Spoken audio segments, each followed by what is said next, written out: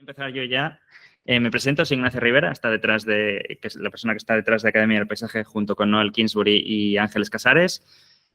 Para los que no conozcáis Academia, Ángeles es la persona que suele presentar las ponencias de América Latina, aunque últimamente estoy haciendo yo bastantes, pero bueno, por ejemplo, en verano las hace todas ella.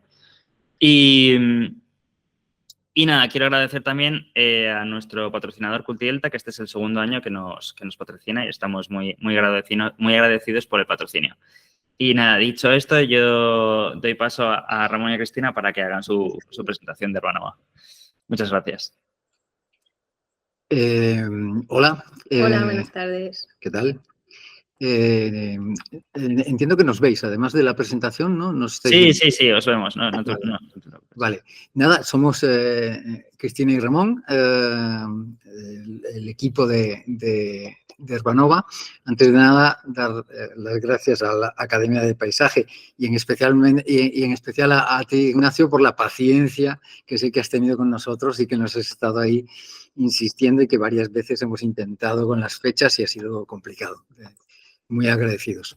Nada, lo que queríamos es contaros un poco qué es Urbanova y bueno, pues en qué se inspira y un poco en qué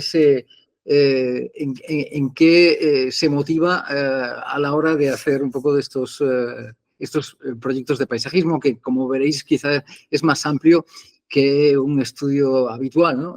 Nos dedicamos a distintas cosas que también, todas relacionadas con las plantas, con la botánica, pero que siempre estamos ahí como muy entregados en todas estas cosas. No sé si quieres decir algo antes de empezar. No, os hemos puesto unos cuantos proyectos y os queremos contar un poco la evolución desde la obra hasta cómo han resultado y pues nada, contaros un poco nuestra trayectoria, ¿no? Sí, de hecho, queríamos empezar, bueno, se trataba, o nosotros así lo vimos, de una charla más o menos informal, contando pues también no solo los proyectos, sino también pues un poco en qué nos hemos ido enriqueciendo y qué otras cosas hemos ido haciendo, ¿no? Lo profesional y lo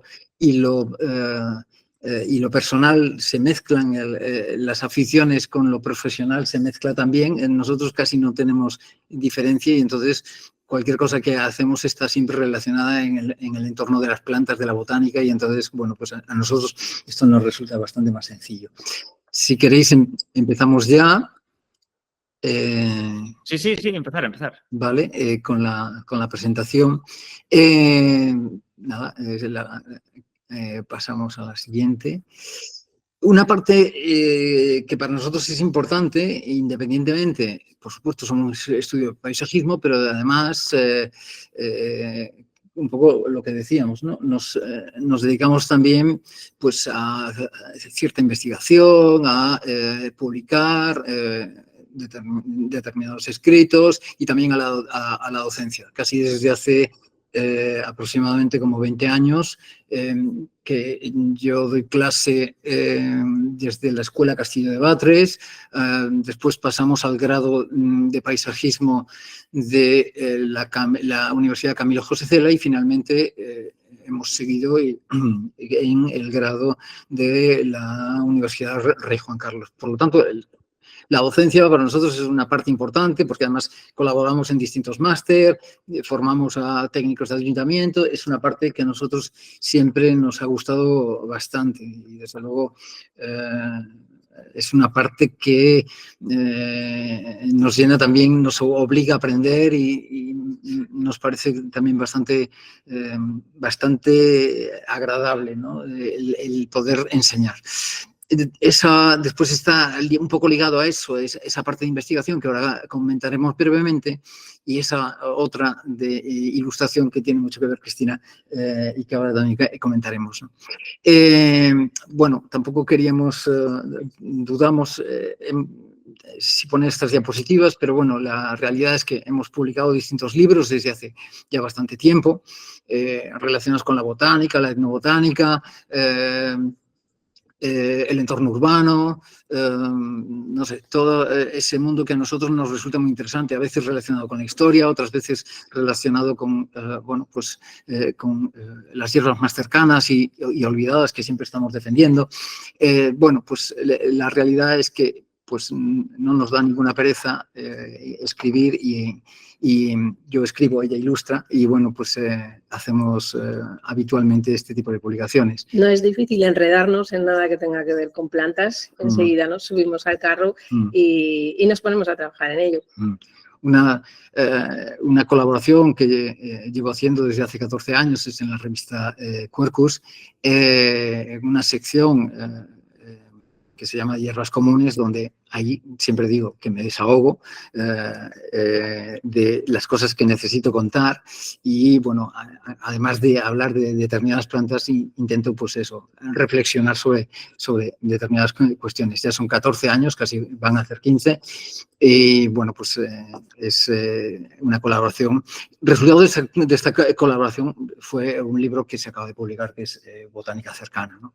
Y está marcando mucho nuestra trayectoria, porque una cosa que empezó de manera casual, porque, bueno, pues le apetecía escribir, ha hecho que profundizara mucho en las hierbas espontáneas y que nos enseñara mucho a los dos, ¿no? De cómo tratarlas, de toda la historia que tienen detrás. Y, bueno, pues ahora estamos intentando dar un paso más en la mezcla del paisajismo con las hierbas espontáneas, pues gracias a estos artículos que han hecho que profundicemos mucho más en ese tema. Sí, ha habido ahí una reflexión importante sobre esto y, de hecho, bueno, hablaremos de nuestro jardín experimental y ahí un poco vamos ensayando este tipo de cuestiones y ahora lo estamos intentando llevar más a una escala más grande de ciudad y creemos que, bueno, que es una propuesta interesante para cambiar las ciudades.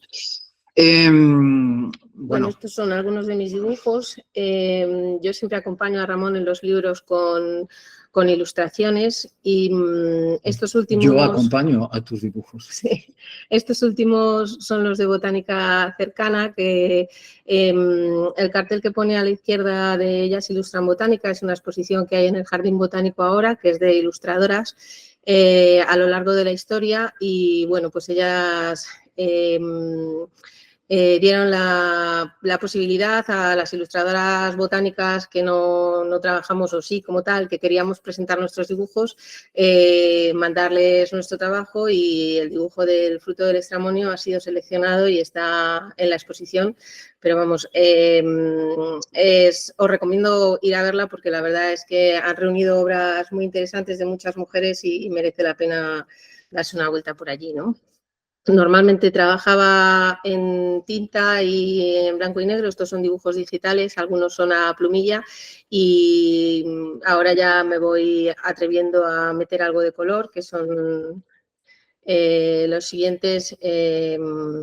Bueno, pues eso, siempre tienen que ver relacionados con la naturaleza, son detalles del jardín o animales que pasan por el jardín y luego estoy intentando también llevármelo a un proyecto, aunque curiosamente me cuesta mucho más que dibujar detalles de la naturaleza, ¿no?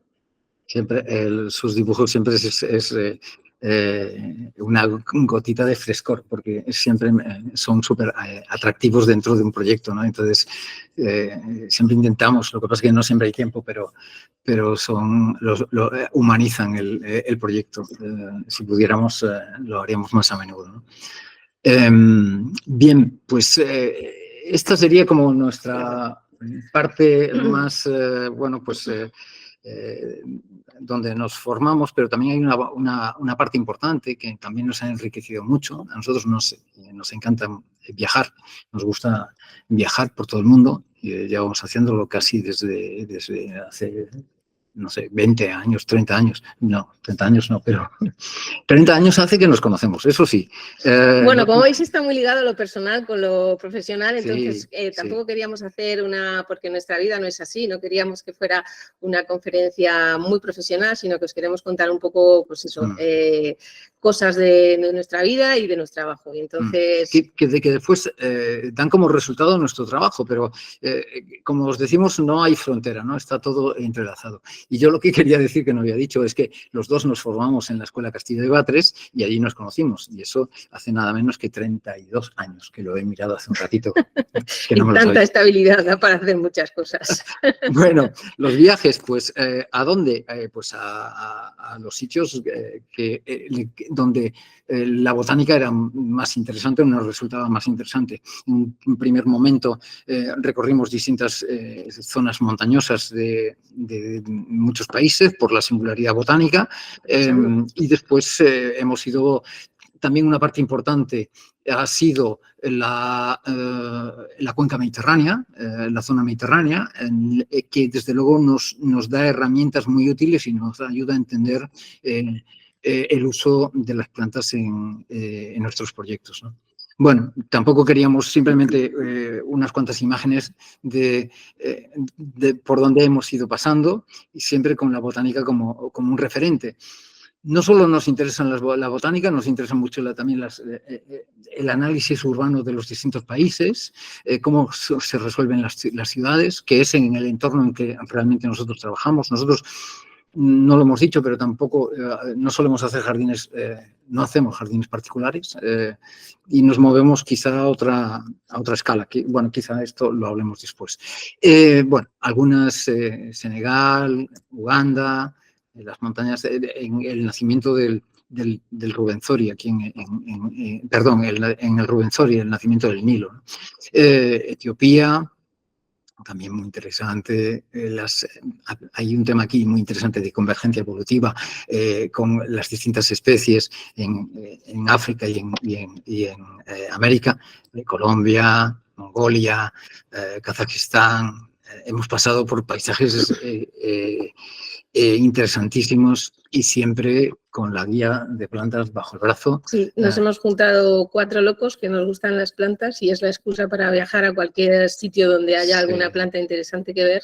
Aprovecho ya que se ha parado de casualidad en Chile, mandarle un beso muy fuerte a Michi, que la he visto entrar. Que hemos visto que estaba por allí, sí. Por ahí. Y entonces se trata de, Ramón hace un poco un estudio de toda la vegetación que nos podemos encontrar y luego pues es llegar allí y darte cuenta de que no tienes ni idea de plantas porque no reconoces, o muy poquitas, ¿no? Ninguna, muy poquitas. Y luego traerte ideas del paisaje, de asociaciones, bueno. Esto es la Patagonia, Georgia, Chipre, ya nos metemos en el entorno más mediterráneo, Corfú, Marruecos, como no, Cabo Verde, en fin, hemos hecho una pequeña selección, Cerdeña, Malta. Sí. Como habíamos visto que en conferencias anteriores ya habéis hablado de, otros compañeros hablaron de ferias, de jardines, que por supuesto eso nos parece fundamental y que también lo hacemos. Bueno, pues por no repetirnos queríamos contaros que para nosotros pues una vez al año o cada 2 años un viaje de estos nos parece que volvemos como llenos, ¿no? Porque a veces te quedas agotado después de hacer grandes proyectos o de mucho trabajo continuo, que llega un momento que parece que ya estás vacío. Y bueno, con estos viajes siempre vienes como con ideas nuevas. Hecho cada 2 años. Solemos hacer 2 cada año. Bueno. 2 cada año. Claro, al final a nosotros esto nos parece fundamental para enriquecernos, ¿no? Y bueno, a partir de ahí pues también, ¿no? Elaboramos pues nuestras ideas y nuestras cosas, ¿no? Y nos parece importante. Pero es verdad lo que decía Cristina, ¿no? A donde vamos buscando esos jardines, esos estilos peculiares, ¿no? No sé, no hemos puesto países como la India, que también nos marcaron mucho y que tenían jardines muy peculiares, es decir, y siempre vamos buscando los jardines botánicos, los jardines históricos y desde luego esas ferias de plantas de colección, que eso ayuda también a enriquecer mucho nuestro jardín. De hecho, de cada viaje suele venir alguna pequeña plantita que va enriqueciendo también nuestro jardín. Hablamos de algunos de los proyectos, hemos seleccionado 4 por ser un poco distintos, ahora los comentaremos. Lo que hemos dicho, nosotros no hemos evitado hacer jardines particulares, porque realmente los dos veníamos originalmente empezamos trabajando en una escala grande. Yo estaba contratado por la Comunidad de Madrid en un proyecto del barrio de Valdebernardo Y después me contrató también una ingeniería que ya ha desaparecido, TTU, con la que pude desarrollar algunos parques interesantes como el Parque de la Warner. Y Cristina Yo empecé también. en un vivero, en Burguiñón, que aprendí muchísimo de vivaces y de rosas, porque Peter Burguiñón, que es uno de los propietarios, es un apasionado, y la verdad es que me vino genial porque a partir de ahí siempre hemos ya ido investigando con las vivaces, y yo creo que empecé ahí, ¿no?, en el vivero. Y luego estuve trabajando en la ingeniería, igual que Ramón, haciendo proyectos muy grandes. Entonces, quizá fue a partir de ahí cuando vimos que realmente lo que queríamos es tener más contacto directo con el proyecto y con la propia ejecución. Entonces, pues casi fue de una forma bastante natural y progresiva, ¿no?, en la que fuimos entrando a hacer nuestros propios proyectos y colaboraciones, y finalmente fundamos Herbanova. Yo creo que tiene alrededor de 15 años, Herbanova, y casi siempre con esa identidad de querer hacer muy bien las cosas, de una riqueza botánica, porque siempre nos ha interesado mucho, y pues de ponerle muchísima pasión y muchísimo cariño, ¿no? Porque es algo que es parte de nosotros, ¿no? De hecho, quizá a veces lo interiorizamos demasiado. Entonces, realizamos esos proyectos de paisajismo, pero no solo esos proyectos de paisajismo, también hemos intervenido y colaborado en planes de directores de arbolado, en Bilbao, en Madrid, en distintas zonas nos han pedido colaboración, Sevilla, Valladolid, en distintos lugares. También hacemos algo de restauración del paisaje, vertederos en Alicante y algunas cosas más. Estudios agronómicos es otro tema que nos interesa mucho. Creemos que no hay mucho conocimiento en lo que es la tierra vegetal y el agua desde un punto de vista agronómico. Hicimos un estudio durante 4 años con el Ayuntamiento de Madrid, muy interesante, de las aguas regeneradas, y bueno, surgieron conclusiones muy interesantes, y bueno, pues hay algunos estudios de paisajismo que nos piden en ese sentido también colaborar, ¿no? Y después un apoyo técnico. Colaboramos con muchos estudios de arquitectura. Con paisajistas, con ingenierías. Claro. Al final somos un estudio muy pequeño que siempre va de la mano de, o no, porque también hacemos proyectos nosotros solos, pero generalmente vamos de la mano, pues eso, de ingenierías, de estudio de arquitectura, de otros paisajistas. Entonces, hacemos mucho tipo de trabajos con diferentes equipos. Vale, pues nada, empezamos algunos de los proyectos que hemos realizado últimamente. Hemos seleccionado como 4, creo que son, y creo que ya lo he dicho, y nuestro jardín, del que hablaremos al final, un poco diferentes. El entorno urbano nos interesa muchísimo. Creemos que es importantísimo intervenir, que el paisajista intervenga en la ciudad y modifique la ciudad y la convierta en algo con una mayor biodiversidad y no tan gris ni tan estéril, ¿no? Y en eso abogamos, y por ahí vamos investigando y escribiendo y reclamando e interviniendo cuando podemos. La calle María Díaz de Haro, avanzo, era una calle. Nosotros también colaboramos en el plan director de arbolado de Bilbao, entonces teníamos un conocimiento bueno de Bilbao. Y por casualidad también pues, nos pidieron que interviniéramos en esta transformación de esta calle, que nos parecía interesante. Esta calle tenía grandes problemas. Esta es una imagen del 2018. Veis, sobre todo dedicada a coches, aunque no lo parezca, con muchísimo tráfico, porque esto es muy temprano. Con 4 carriles, y era considerada la calle más contaminada del País Vasco. Se solicita una ayuda a Europa, nada menos que de 3 millones de euros, y para poder transformar la calle, ¿no? Y entonces, a nosotros nos parece un proyecto muy interesante porque, claro, realmente si hay voluntad, y dinero, desde luego, pero si hay voluntad, claro que se pueden transformar las ciudades, ¿no? Entonces, esta era la situación, no sé si quieres decir algo. No. Esta era la situación original de la calle. Fijaros, 4 carriles, 2 en cada dirección, las plazas de aparcamiento, los árboles muy podados y destrozados. Ese valor del árbol estético, ecosistémico, no existía. Árboles tristes, daba pena verlos, ¿no? E inseguros, ¿no? Por los problemas de pudrición que tenían. Y nosotros, bueno, esta sería la planta. Y nosotros, conjuntamente con la ingeniería Bosland, nos propusimos modificar esta calle, ¿no? Y este fue el resultado. Realmente, al final, dejamos únicamente un carril de una dirección, desaparecieron las plazas de aparcamiento y se convirtió en un corredor verde que conectaba 2 grandes parques de Bilbao. Este es el resultado de la sección, cambia evidentemente.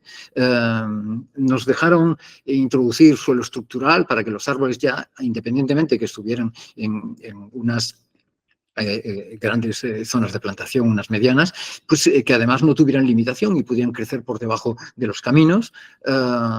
Bueno, aquí vemos parte de esa obra, con el suelo estructural que forma parte de esos caminos, suelos permeables. Y fijaros, acordaos de las imágenes anteriores, de repente esto se convierte en un corredor verde.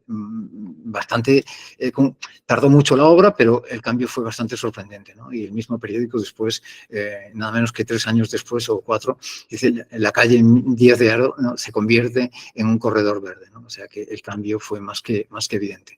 Muy contentos en la colaboración y en la intervención de esto, porque pocas veces tienes la oportunidad de modificar de esta manera la ciudad. No es tanto por lo importante o lo grande o lo interesante, sino por pensar si todas las calles sufrieran esta transformación, cómo mejorarían las ciudades. Seguro, ¿no?, que seríamos más felices.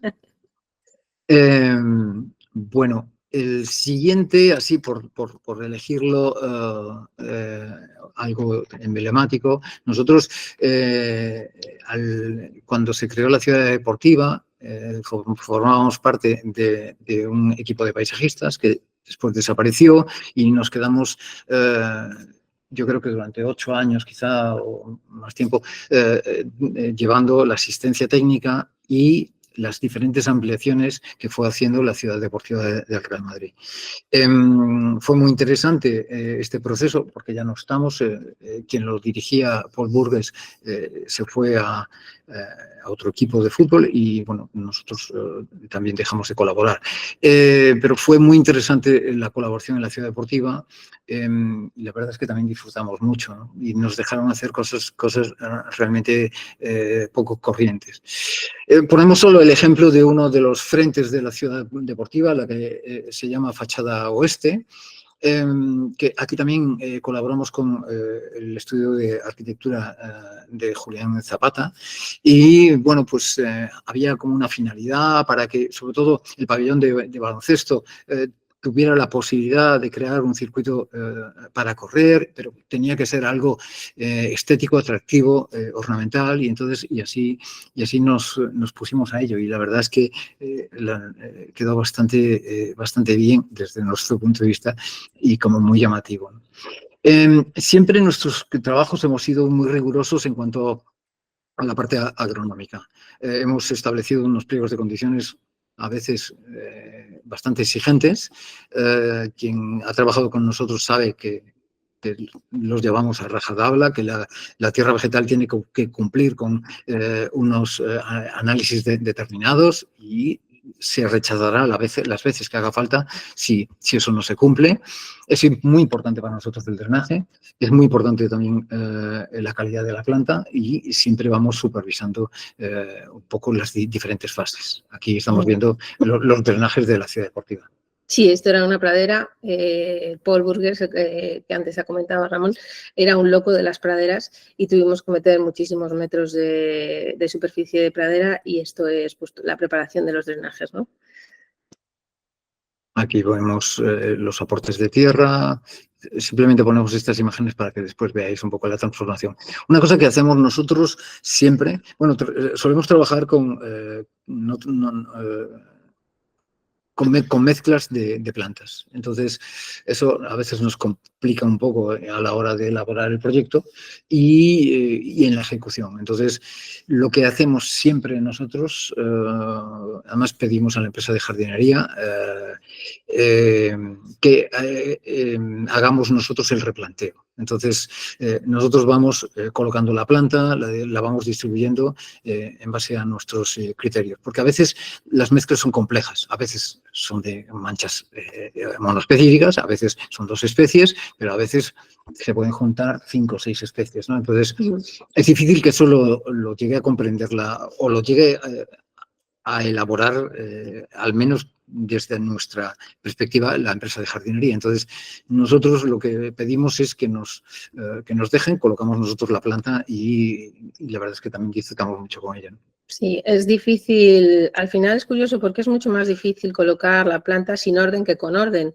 Y nos dimos cuenta, tras intentarlo varias veces en varios proyectos, que por mucho que tú les dibujaras, al final se hacían patrones, porque claro, ellos tampoco podían estar pensándoselo mucho y al final pues decidimos que lo mejor era que hiciéramos nosotros la distribución de la planta. Entonces, bueno, tenemos unas plantillas hechas de hierro con los marcos de plantación y lo que hacemos es que en grandes superficies, por supuesto, en jardines más pequeños no es interesante, pues con esas plantillas, con el marco de plantación, lo que hacemos es decirles que nos marquen en el suelo y entonces ya se nos van quedando los puntos, por eso quedan las alineaciones tan rectas, ¿no? Y Tan ahí, bien definidas, ¿no? claro, somos nosotros luego ya los que nos vamos metiendo y vamos haciendo la plantación para que, bueno, en este caso todavía no mezclábamos demasiado porque este ya se hace unos cuantos años y yo creo que a todos nos pasa que al principio empezamos monoespecíficos, luego pasamos a las rayas y luego ya pasamos a la mezcla de varias especies. Y aquí vamos todavía entre las rayas y yo creo que fueron nuestros primeros... Ahora mismo ya nos hemos pasado. Sí. Ya lo mezclamos absolutamente. Sí, yo creo que es un proceso de aprendizaje que es también muy interesante, ¿no? Vas entendiendo mejor las plantas y su comportamiento. Bueno, este sería un poco el resultado de esa fachada de la ciudad deportiva. Siempre como criterio pusimos que utilizar siempre los colores corporativos de la ciudad deportiva del Real Madrid, que son... perdona, al año siguiente. Sí, que son el color morado y el blanco, y entonces un criterio que nos impusimos nosotros, no porque lo pidiera la ciudad deportiva, es que todo lo que ejecutábamos tuviera esos colores. Entonces, toda la ciudad deportiva siempre presenta estos colores que crean cierta unidad, ¿no? En todo el ámbito, ¿no? Bueno, siguiente proyecto. Edificio Oxeo. No sé si lo quieres contar tú mejor. Pues, a ver, este edificio está en San Chinarro por las Tablas, sí, y es una cubierta, todo el jardín es una cubierta. Hay zonas del jardín que alcanzan 1 metro, que es donde podéis ver a la derecha los árboles, y el resto del jardín tiene entre 20 y 30 centímetros de tierra vegetal. Entonces, bueno, como es muy perimetral el edificio, también había que tener en cuenta las sombras que proyectaba el edificio. Hicimos un estudio de sombras, para hacernos un poco idea de, bueno, la verdad es que siempre lo hacemos porque hacemos muchos proyectos de oficinas y que al final las sombras proyectadas de los edificios, y no del que están construyendo para el jardín, de los que están en el perímetro, hay que tenerlas muy en cuenta. Y bueno, pues haciendo este estudio y viendo los diferentes espesores que teníamos de tierra y también lo que quería el cliente, porque este proyecto lo hicimos de la mano de Rafael de la Hoz. Había un proyecto muy simple y la propiedad quiso hacer algo más interesante y más elaborado, y fue cuando nos llamaron a nosotros para hacer el proyecto. Y también nos hemos puesto, bueno, aquí hay un detalle, una sección de cómo es realmente el jardín. No hay suelo natural, es todo sobre cubierta, como decía Cristina. Sí. Este era un reto interesante, perdona, sí. Porque, claro, se creaba un jardín sobre una base de hormigón, entonces, con distintos espesores, como ha dicho Cristina, sí. Pero, bueno, nos enfrentábamos pues a un jardín completamente sobre cubierta que no queríamos que se notara que estaba sobre cubierta. Y el cliente tampoco. Entonces, bueno, pues aquí os hemos puesto varias secciones de de cómo iban los espesores de tierra, de cómo van todos los árboles anclados. Y esta es la infografía la segunda infografía que hizo el estudio de arquitectura, y digo segunda porque en la primera se les fue la mano con el tamaño de los árboles y con el tamaño de toda la vegetación, y entonces,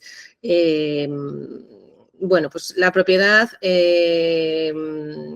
Creó cierto malestar, porque sí. claro, no eran reales las infografías. Entonces, ahí ya muchas veces hablamos con los estudios de arquitectura que realmente dialoguen con nosotros a la hora de hacer esas infografías, porque a veces, claro, se presentan imágenes que no son reales, ¿no? Lo comento porque pasa mucho. Yo estoy por ver una infografía fea, porque al final, para que la infografía quede bonita y venda, son capaces de meter lo que tire el dibujo para que quede bonito. Entonces, creo que nosotros debemos de luchar porque sea lo más realista posible con las especies que se van a meter, con los tamaños, y no buscar una imagen idealizada de puesta de sol con colores de otoño, que al final, cuando tú entregas el jardín, pues nunca se va a parecer a esto, porque además, pues este jardín puede tener ya 10 años y claro, tú lo entregas en un bebé. Entonces, bueno, este es un problema que tenemos a diario y por eso lo queríamos comentar. Y esta es un poco la realidad que nos encontramos allí. El edificio, muy interesante, cuando entramos nosotros ya estaba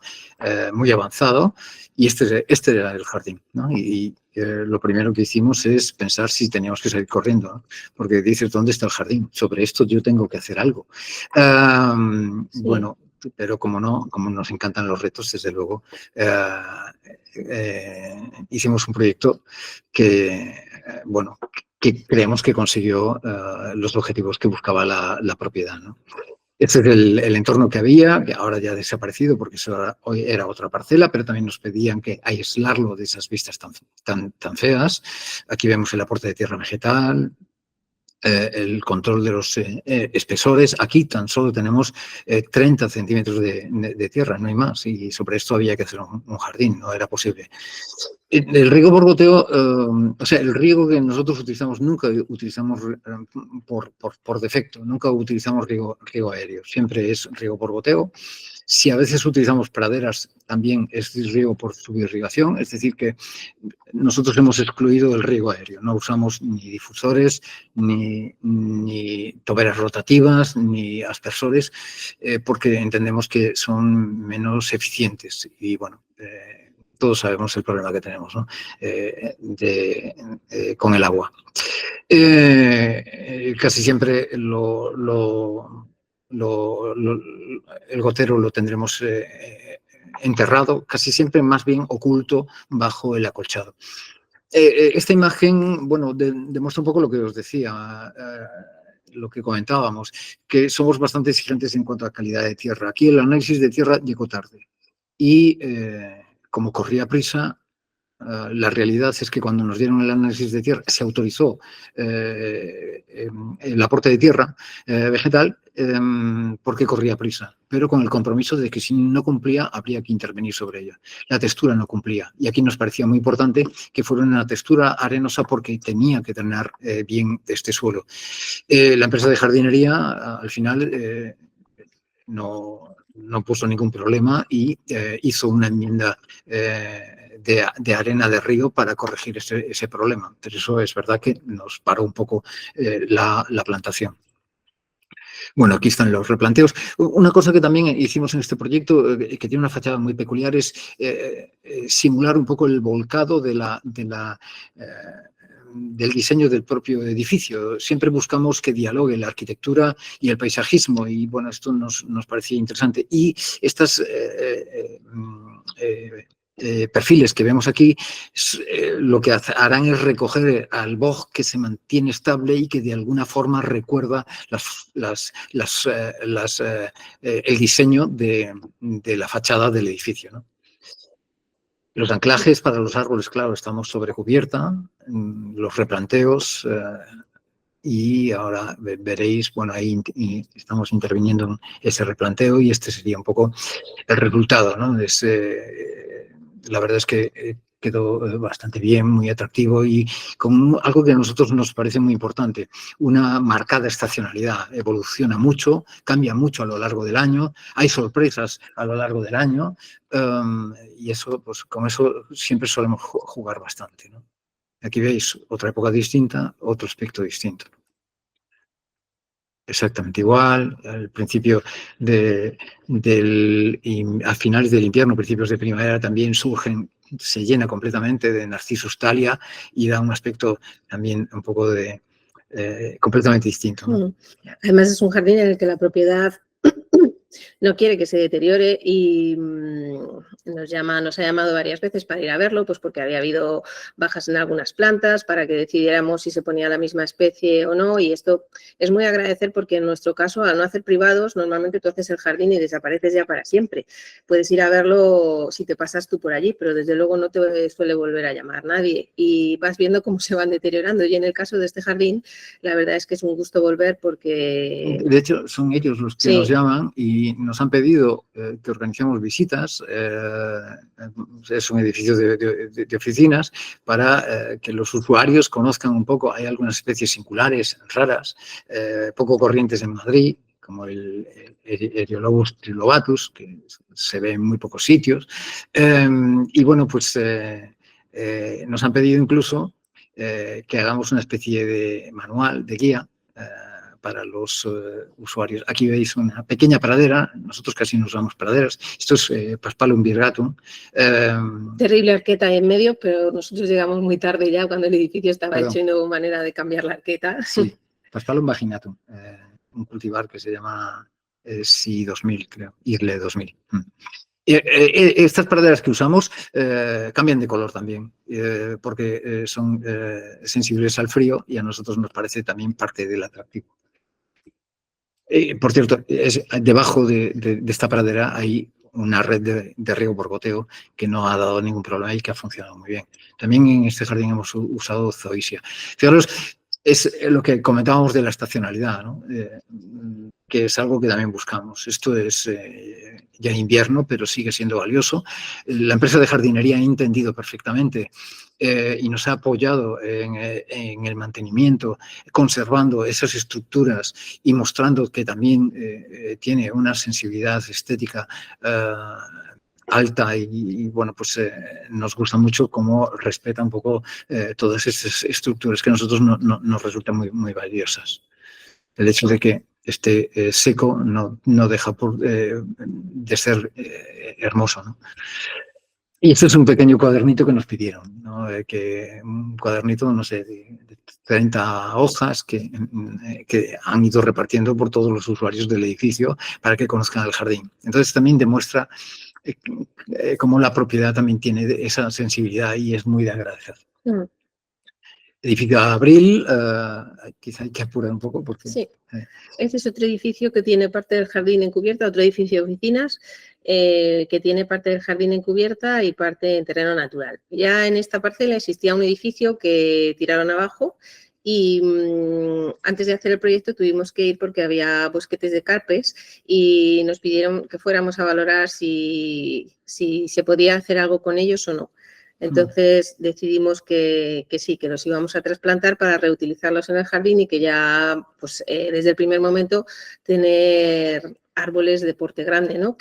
Uy, perdón. ¿No? Más información. Aquí. Vale. Y bueno, pues fue muy interesante también ver cómo, bueno, tuvimos que hacer un pliego de condiciones para ver cómo se iban a trasplantar estos árboles y os hemos puesto también imágenes del proceso de... ¿Pasa? Sí, claro, esto demuestra también mucha sensibilidad por parte de la propiedad, ¿no? De intentar salvar estos bosquetes que había dos grandes bosquetes grandes, de 20 y 20 ejemplares de carpes que podía haber eliminado y sin embargo, bueno, también era interesante este proyecto porque perimetralmente había un pinar que también se quería conservar y pedimos que se vallara y se protegiera de las obras, que siempre es complejo. Fue bastante espectacular todo el proceso de trasplante, ¿no? Estaban muy juntos, era complicado, os adelantamos que no perdimos ninguno, Después, aunque ha sufrido. ¿no? Incluso creo que después, con el tiempo, a los 2 o 3 años, murió alguno. Pero la verdad es que fue un éxito. Fue una labor costosa por parte de la empresa de jardinería. Además, estos árboles se trasplantaron al perímetro de la parcela, el edificio se derribó, se trituró, se dejó montañas de escombro allí y estuvieron sufriendo el polvo de la obra durante 2 años. O sea que es verdad que se vinieron un poco abajo. Establecimos un protocolo de mantenimiento, que había que limpiarlos, que había que regarlos, y que tenían que estar vallados y protegidos de la obra, pero las obras... Bueno, aquí estáis viendo el edificio antiguo, lo que se está viendo es el edificio antiguo. Sí. Pero como os decía, las obras son complicadas. Entonces, aquí ya es quizá un año después. Este ya es el edificio nuevo. Y en la izquierda se puede ver las zonas que teníamos de cubierta y a la derecha en terreno natural. Y esos árboles que se ven al fondo son los carpes trasplantados. Ya trasplantados a su lugar definitivo. Aquí estamos viendo, bueno, pues las obras, el daño que hacen en todas estas, en las zonas verdes que utilizan de acopio, y nosotros siempre dejamos claro que hasta que no desaparezca la última máquina, no empezamos ni con el vaciado, ni con el aporte de tierra vegetal, ¿no? Entonces, bueno, con paciencia hay que esperar que dejen de compactar todo esto. Después nosotros llegaremos con nuestras máquinas, haremos el vaciado, la red de drenaje, porque la compactación aquí es tremenda, y el aporte de tierra vegetal. Bueno, al final la tierra base era tan mala que lo que hicimos fue echar una capa de tierra nueva y quedó al final como una cubierta, porque claro, esta tierra al final está abajo. Sí. Y era importante los drenajes, por eso, porque ya no drenaba, ¿no? Entonces, también, pues, ves esto y, bueno, pues te asustan las obras siempre, ¿no? Pero, afortunadamente, esto avanza, vamos aportando esa buena tierra vegetal, veis la red de drenajes, ahí veis los carpes. Este edificio, por cierto, también es de Rafael de Laoz, ¿no? Sí.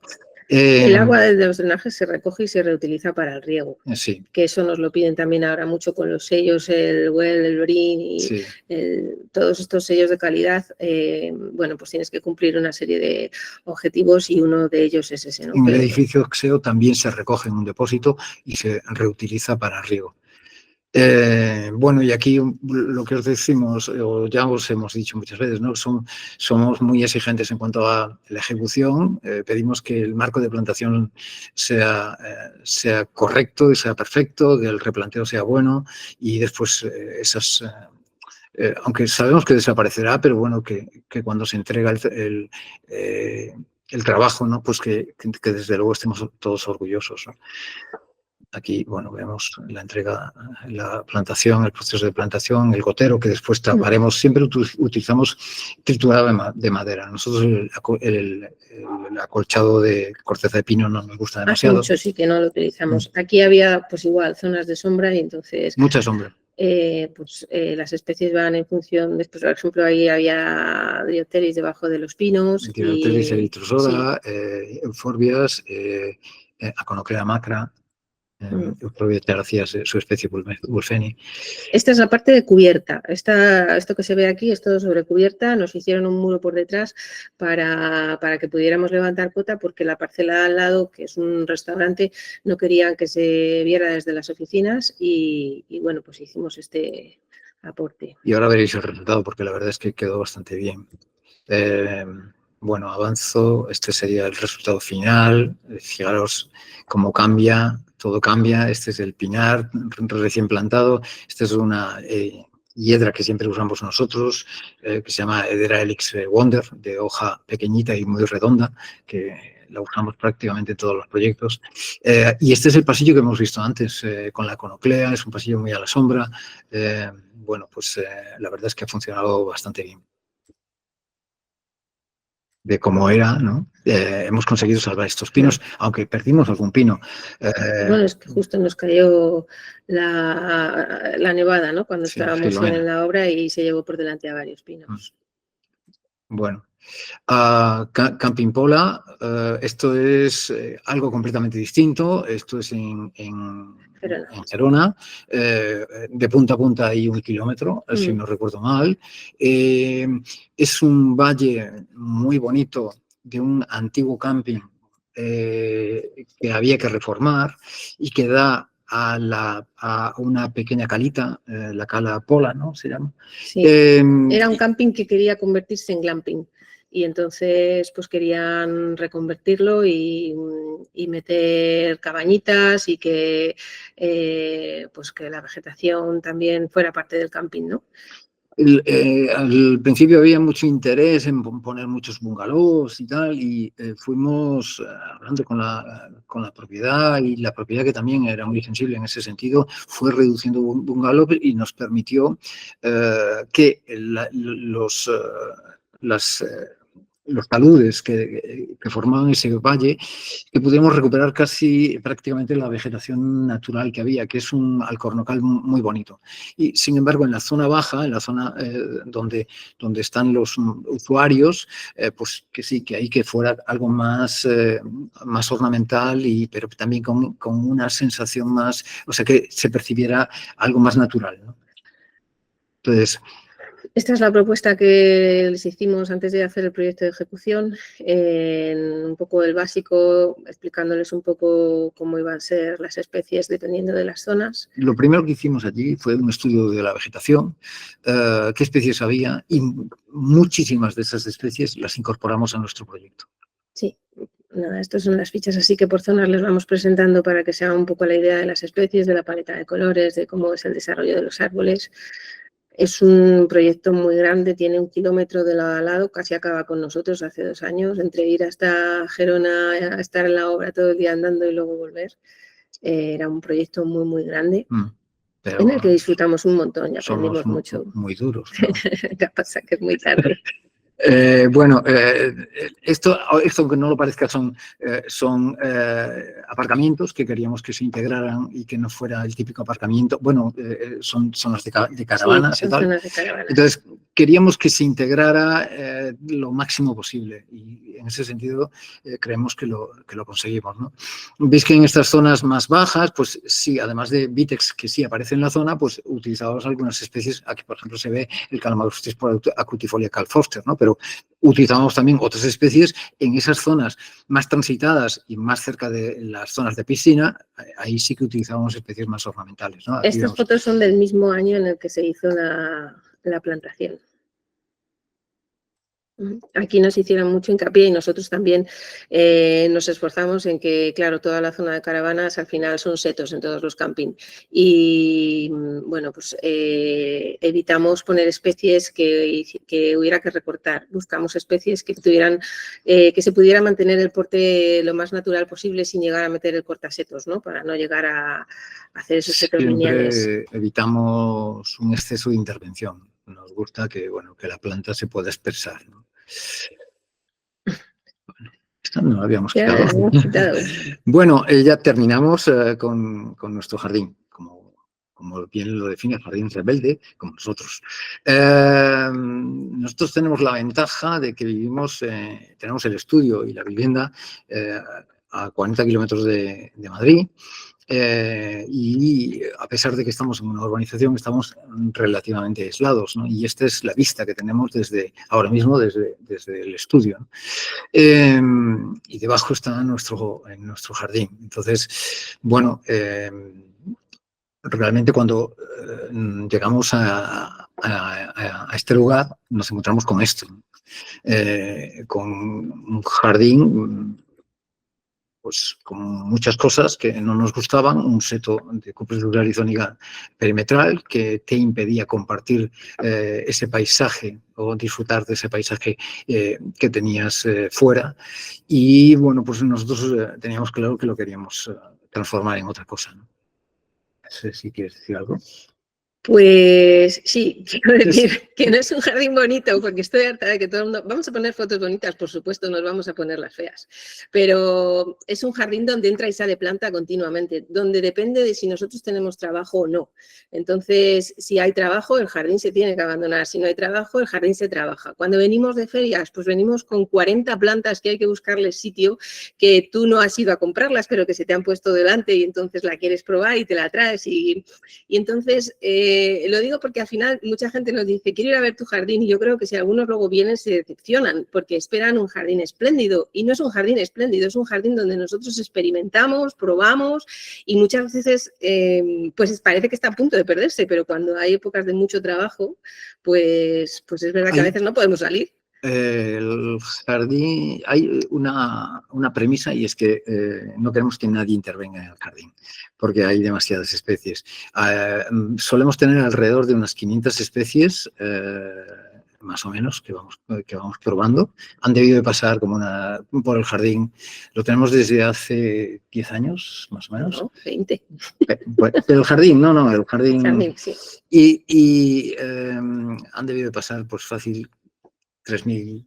Claro, entra y sale mucha planta, porque siempre estamos de viaje trayendo plantas, en ferias trayendo plantas. Algún viverista cuando trae planta nueva también nos dan plantas para que las probemos en Madrid, porque entonces, ellos son de Cataluña y entonces quieren ver cómo funciona aquí. Entonces... Yo ahí sí que no estoy de acuerdo, no sé si esto será causa de divorcio, pero el jardín está bastante bonito. Venga, y tiene la ventaja de que no requiere mucho mantenimiento, solo en primavera, para buscar cierto equilibrio, pero aunque no intervenga sobre él, se amolda bastante bien, ¿no? Entonces, nosotros convertimos ese espacio en lo que estáis viendo, algo con mucha diversidad, en la que también incorporamos muchas de las espontáneas que surgen en el jardín. Bueno, ahí podíais ver que teníamos una encina y que hubo un año que se llevó más de la mitad de las encinas de todo el encinar. De todo este entorno. Y a nosotros nos tocó. La seca de la encina y, bueno, la encina que teníamos aquí, que ahora la hemos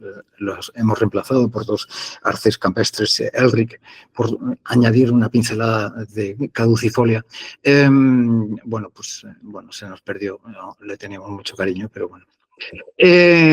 Aquí así es un poco nuestro jardín, elementos varios que recuperamos de obras. Esos son globos de farolas que pintamos todos los años y que nos parecen interesantes. Claro, cuando cambió la normativa, que las tuvieron que cambiar, pues en una obra tiraron un montón y nos pareció que eran esculturas estupendas y las pintabas de colores. Entonces, para ponerlas por el jardín. Las vamos moviendo y cambiando de color. También tenemos otros elementos como de repente una silla sin asiento que pintamos también de un color rojo. Y aquí lo que sí hacemos es buscar esa mezcla espontánea, esa del azar, de las especies que no está previsto que aparezcan. Nosotros sí que plantamos algunas de estas especies, pero después surgen otras, o las que hemos plantado, que directamente se desplazan, y eso crea una espontaneidad que nos gusta mucho, ¿no? Estamos aprendiendo a convivir con ellas, porque ese cardo es muy bonito ahora, pero en pleno verano pincha como... Entonces, ese cardo es bueno, precioso. Siempre tenemos ahí ese de rifirrafe de ¿lo quitamos ya? Ayer mismo, en una clase que di, cité una frase de Van Gogh que dice: el azar también interviene en la creación artística. Y esto es un poco lo que estamos convencidos los dos, aunque ya parezca que no. Y lo que hacemos es probar. Aprender. Sí, continuamente. El jardín nos ha cambiado. Nosotros hemos dejado que el jardín crezca y madure, y nos ha transformado y nos ha enseñado muchísimo. Hemos probado muchas especies. Aquí ponemos, por ejemplo, un ejemplo de las lavandas, que hacemos distintos estudios, las que van bien, las que no van bien. Reivindicamos la jardinería tradicional. El coger las tijeras, soy un obseso por las tijeras de podar. Me parece que es algo que se ha perdido, que el jardinero debería de tener su tijera como, como un elemento fundamental, y prácticamente ahora ya nadie tiene eso. Hemos probado muchísimos géneros, hemos tenido épocas donde teníamos una completa colección de cistus, que ahora tenemos. Por etapas, sí, y por lo que se nos ponga a tiro también. Sí. Entonces, lo vamos probando todo, vamos viendo las estacionalidades, qué se adapta, qué no se adapta, hasta dónde podemos llegar con el umbral de riego. Nos parece muy interesante analizar la estacionalidad. El género Euphorbia ahora mismo estamos probando muchísimo, también con distintas especies de Clomis. Tenemos un inventario de la flora espontánea. Este está desactualizado. Ahora llevamos 101. Y bueno, pues muchas de ellas se incorporan al jardín y a la estética de nuestro jardín. Nos parece interesantísimo eso. Entonces, surgen cosas muy Claro. interesantes. Aprendimos que, como utilizamos muchas plantas que dejamos que ellas solas se reproduzcan, tanto espontáneas como ornamentales, aprendimos que hay que aprender a diferenciarlas nada más brotar para decidir si las quitas o no. Entonces, bueno, estos son estos jueguecitos y estas investigaciones que nos ponemos nosotros de vamos a ir recogiendo todos los brotes. Cuando salimos al campo que nos traemos, pues eso es un Pitaterium, me parece, Sí. que nos trajimos de Aranjuez, o los lupinus de aquí de la zona que cogimos semillas y nos hicimos semilleros. Vamos adoptando de las cunetas, nos enriquecemos muchísimo. Paso rápido porque es que Sí, nos estamos pasando de tiempo. Bueno, fotos. imágenes de nuestro jardín donde veis la mezcla. Aquí una Buddleia alternifolia única con un Echium inesperado, Echium Plantaginium, que funcionan perfectamente y así continuamente, ¿no? Desde Centranthus con balotas, con papaver, Geranium con Euphorbia myrsinites, Ansonia con Nigella. Un grandísimo colaborador es Limón. Limón siempre interviene y perturba el jardín, que nos viene bien para que vayan apareciendo otras hierbas. En fin. Sí, esta planta que cayó de casualidad por una vecina y que al principio desprecias porque dices, yo paisajista, voy a poner aquí un mirabilis. Bueno, pues han ganado gran parte del jardín y la verdad es que es un placer tenerlos en verano. Sí, solo pueden salir blancos, pero al final con estas cosas del azar descubres... Estas son de las cunetas de aquí cercana, ¿no? Y entonces, bueno, pues que funcionan perfectamente con las naselas y que los niveles de sericidad son elevadísimos, ¿no? No requieren absolutamente nada. O, pues aquí veis el Asphoderus fistulosus, que lo hemos cogido en la propia urbanización de grietas del asfalto, lo hemos plantado en el jardín. En el jardín se ha revelado un poco, pero ¿a dónde se ha ido? A nuestra cubierta, ¿no? Sin riego, se llena completamente ahora mismo está hermoso, ¿no? De lleno. Aquí la condición de esta cubierta es que no se riegue nunca y ahí se va consolidando. Gramíneas locales interesantísimas como Melica ciliata, Hiperremia hirta, Pictaterium milaceum, voy deprisa por terminar, ¿no? Rumex induratus, que aparece en las rocas aquí veis el hermoso Silibum marianum, a pesar de lo que diga Cristina, que bueno, a veces, claro, que te acaricia, pero para recordarte que está ahí, no pasa nada. Bueno, fue maravilloso descubrir el primer año, tengo que decir a su favor, que se llena de jilgueros.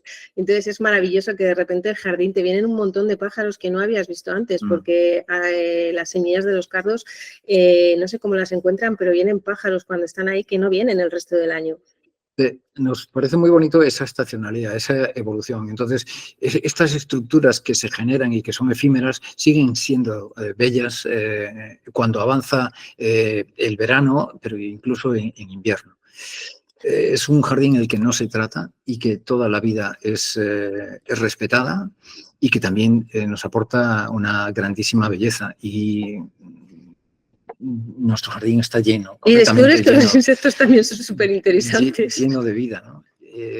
Bueno, esta es la Nemoctera vipennis, un insecto que parece que está en peligro de extinción, que se llama, el nombre vulgar es duende, y que nosotros lo tenemos en el jardín, ¿no? Y que viene de vez en cuando a visitarnos, y algo que nos agrada bastante. Sí, plantamos zanahorias solo para que venga. Solo para que venga aquí esto. Y terminar ya con esta imagen y con una cita que nos parece bonita, ¿no? Que hablábamos antes de Van Gogh. El azar también interviene en la creación artística. Y parte de este jardín tiene mucho que ver con el azar. Tomas decisiones, no todo vale, hay normas, pero bueno, hay muchas cosas inesperadas. Y hasta aquí. Nada, muchísimas gracias por la presentación. Vale, ya está activado de los micros, o sea que ya podéis ir levantando la mano los que queráis para ir haciendo preguntas. Yo de todas maneras tengo varias, o sea que si nadie se anima, yo empiezo. tranquilamente. Bueno, también quiero decir que, de hecho, o sea, me parece muy interesante, me encanta vuestro trabajo, siempre llevo años que me ha encantado lo que hacéis, pero yo de hecho os descubrí más que por el trabajo que hacíais en espacio público con todas estas investigaciones de plantas. A mí lo que me ha parecido siempre muy interesante es de vuestro Instagram todo investigación sobre plantas, vuestro jardín experimental. Yo también soy un loco de las cunetas, me encantan las cunetas, me parece que es el paraíso. No sé cómo la gente no lo ve así. Y nada, y es un poco, irónicamente, como os conocí, ¿no? Al revés, no viendo esos espacios públicos en los que nunca he estado, de hecho, pero pues vuestro conocimiento en planta y vuestra pasión con toda esta experimentación y búsqueda. Y me parece interesantísimo lo que hacéis. Gracias. Nada, gracias, sí. Pero vamos, que disfrutamos mucho, o sea, que en realidad eso, a nosotros nos ponen una cuneta y somos felices con la cuneta. Yo siempre les digo a mis alumnos, a retozar a las cunetas, que se aprende muchísimo, porque ocurren cosas muy, muy, muy interesantes. Entonces, tenemos alguna multa ya puesta, que la propia multa pone por recoger flores de las cunetas. Sí, sí. Sí. Ya, vale. No veo que nadie se anime a preguntar, así que voy a empezar yo preguntando. Mira, me habéis generado, porque yo estoy, de hecho, en una cosa mía, un proyecto mío, estoy pensando utilizar Zoysia. Y entonces me ha parecido muy interesante que habéis dicho que utilizabais en el... ¿Cuál era? En el... ¿Eh? En Oxeo, edificio Oxeo. Habéis dicho que hay utilizar Zoysia, pero tengo la duda. ¿La que utilizáis es japónica o es tenoifolia? Japónica. Pero... En Oxeo utilizamos Zoysia japónica y utilizamos Paspalum vaginatum. Nos ha dado mejor resultado el Paspalum vaginatum, porque la Zoysia japónica tiene un crecimiento muy desigual y porque hemos visto que el pisoteo lo lleva peor. De hecho, nosotros tenemos aquí en el jardín una zona de Zoysia, un camino de Zoysia, y el pisoteo no le gusta demasiado. Ha ido fatal. Entonces, bueno, la Zoysia nos parece simpática porque tiene ese volumen, pero nos parece que puede funcionar mejor el Paspalum. El Paspalum siempre está estable, o está verde, sí, o está marrón, y la Zoysia siempre tiene lunares. Siempre tiene unas zonas mejor que otras, siempre ha habido algún problema las veces que hemos ido, porque tampoco es que estemos allí todos los días, pero veos. El drenaje, o sea, si hay problemas de drenaje no le gustan nada, es como más complicada. Y es mucho más lenta a la hora de recuperarse. Pero nos sigue pareciendo muy interesante porque tiene una textura muy, muy agradable. Pero quizás no sea una pradera para usar tan a menudo. Y si la tienes que pisar a menudo, mejor un Paspalum. Ambas cambian de color, pero yo creo que tienen usos distintos. Vale, y bueno, siguiendo con la pregunta de la Zoysia, ¿habéis probado, por curiosidad, en Madrid la tenoifolia? ¿Funciona, acaso? No, no lo hemos probado. A mí me dieron una macetita y la tuve mucho tiempo en el jardín, en el invernadero que tenemos, donde hacemos cosas. Y bueno, ahí estuvo mucho tiempo, pero no la hemos llegado a probar. Que eso es una cosa que también nos parece muy interesante. Nos llevamos muy bien con muchos viveros. Intercambiamos mucha experiencia con ellos. A veces hacemos actividades con ellos. Bueno, muchos de los amigos con los que vamos por ahí de viaje son viveristas o jardineros. Incluso nos regalan planta, cosa que siempre es de agradecer. O hacemos algún trabajo, alguna colaboración y nos lo pagan en plantas, ¿no? Y entonces esa parte de colaboración entre viveros y paisajistas nos parece fundamental, porque creo que es una forma de aprender ambas partes, ¿no? Entonces, es importante. Pero bueno, a tu pregunta, la Zoysia, solo tengo esa experiencia, no te puedo decir. Vale. Y luego, no sé si hay alguien, nadie está levantando la mano, cosa que me sorprende. La otra pregunta que yo tenía, porque he visto en varias fotos distintas que hay bulbos en vuestros espacios públicos que me da la sensación de que están plantados en maceta, y hay veces que he visto en alguna foto también que parece que están como los bulbos sueltos directamente. Entonces, os iba a preguntar si realmente siempre utilizáis las dos cosas, o sea, un poco cuál es porque a mí me parece muy interesante sea, la utilización del bulbo en el espacio público, lógicamente, tiene una connotación que a mí me parece más complicada que en una vivienda privada, por ejemplo. Entonces, un poco, ¿cómo lidiáis con los bulbos? ¿Los plantáis siempre, si es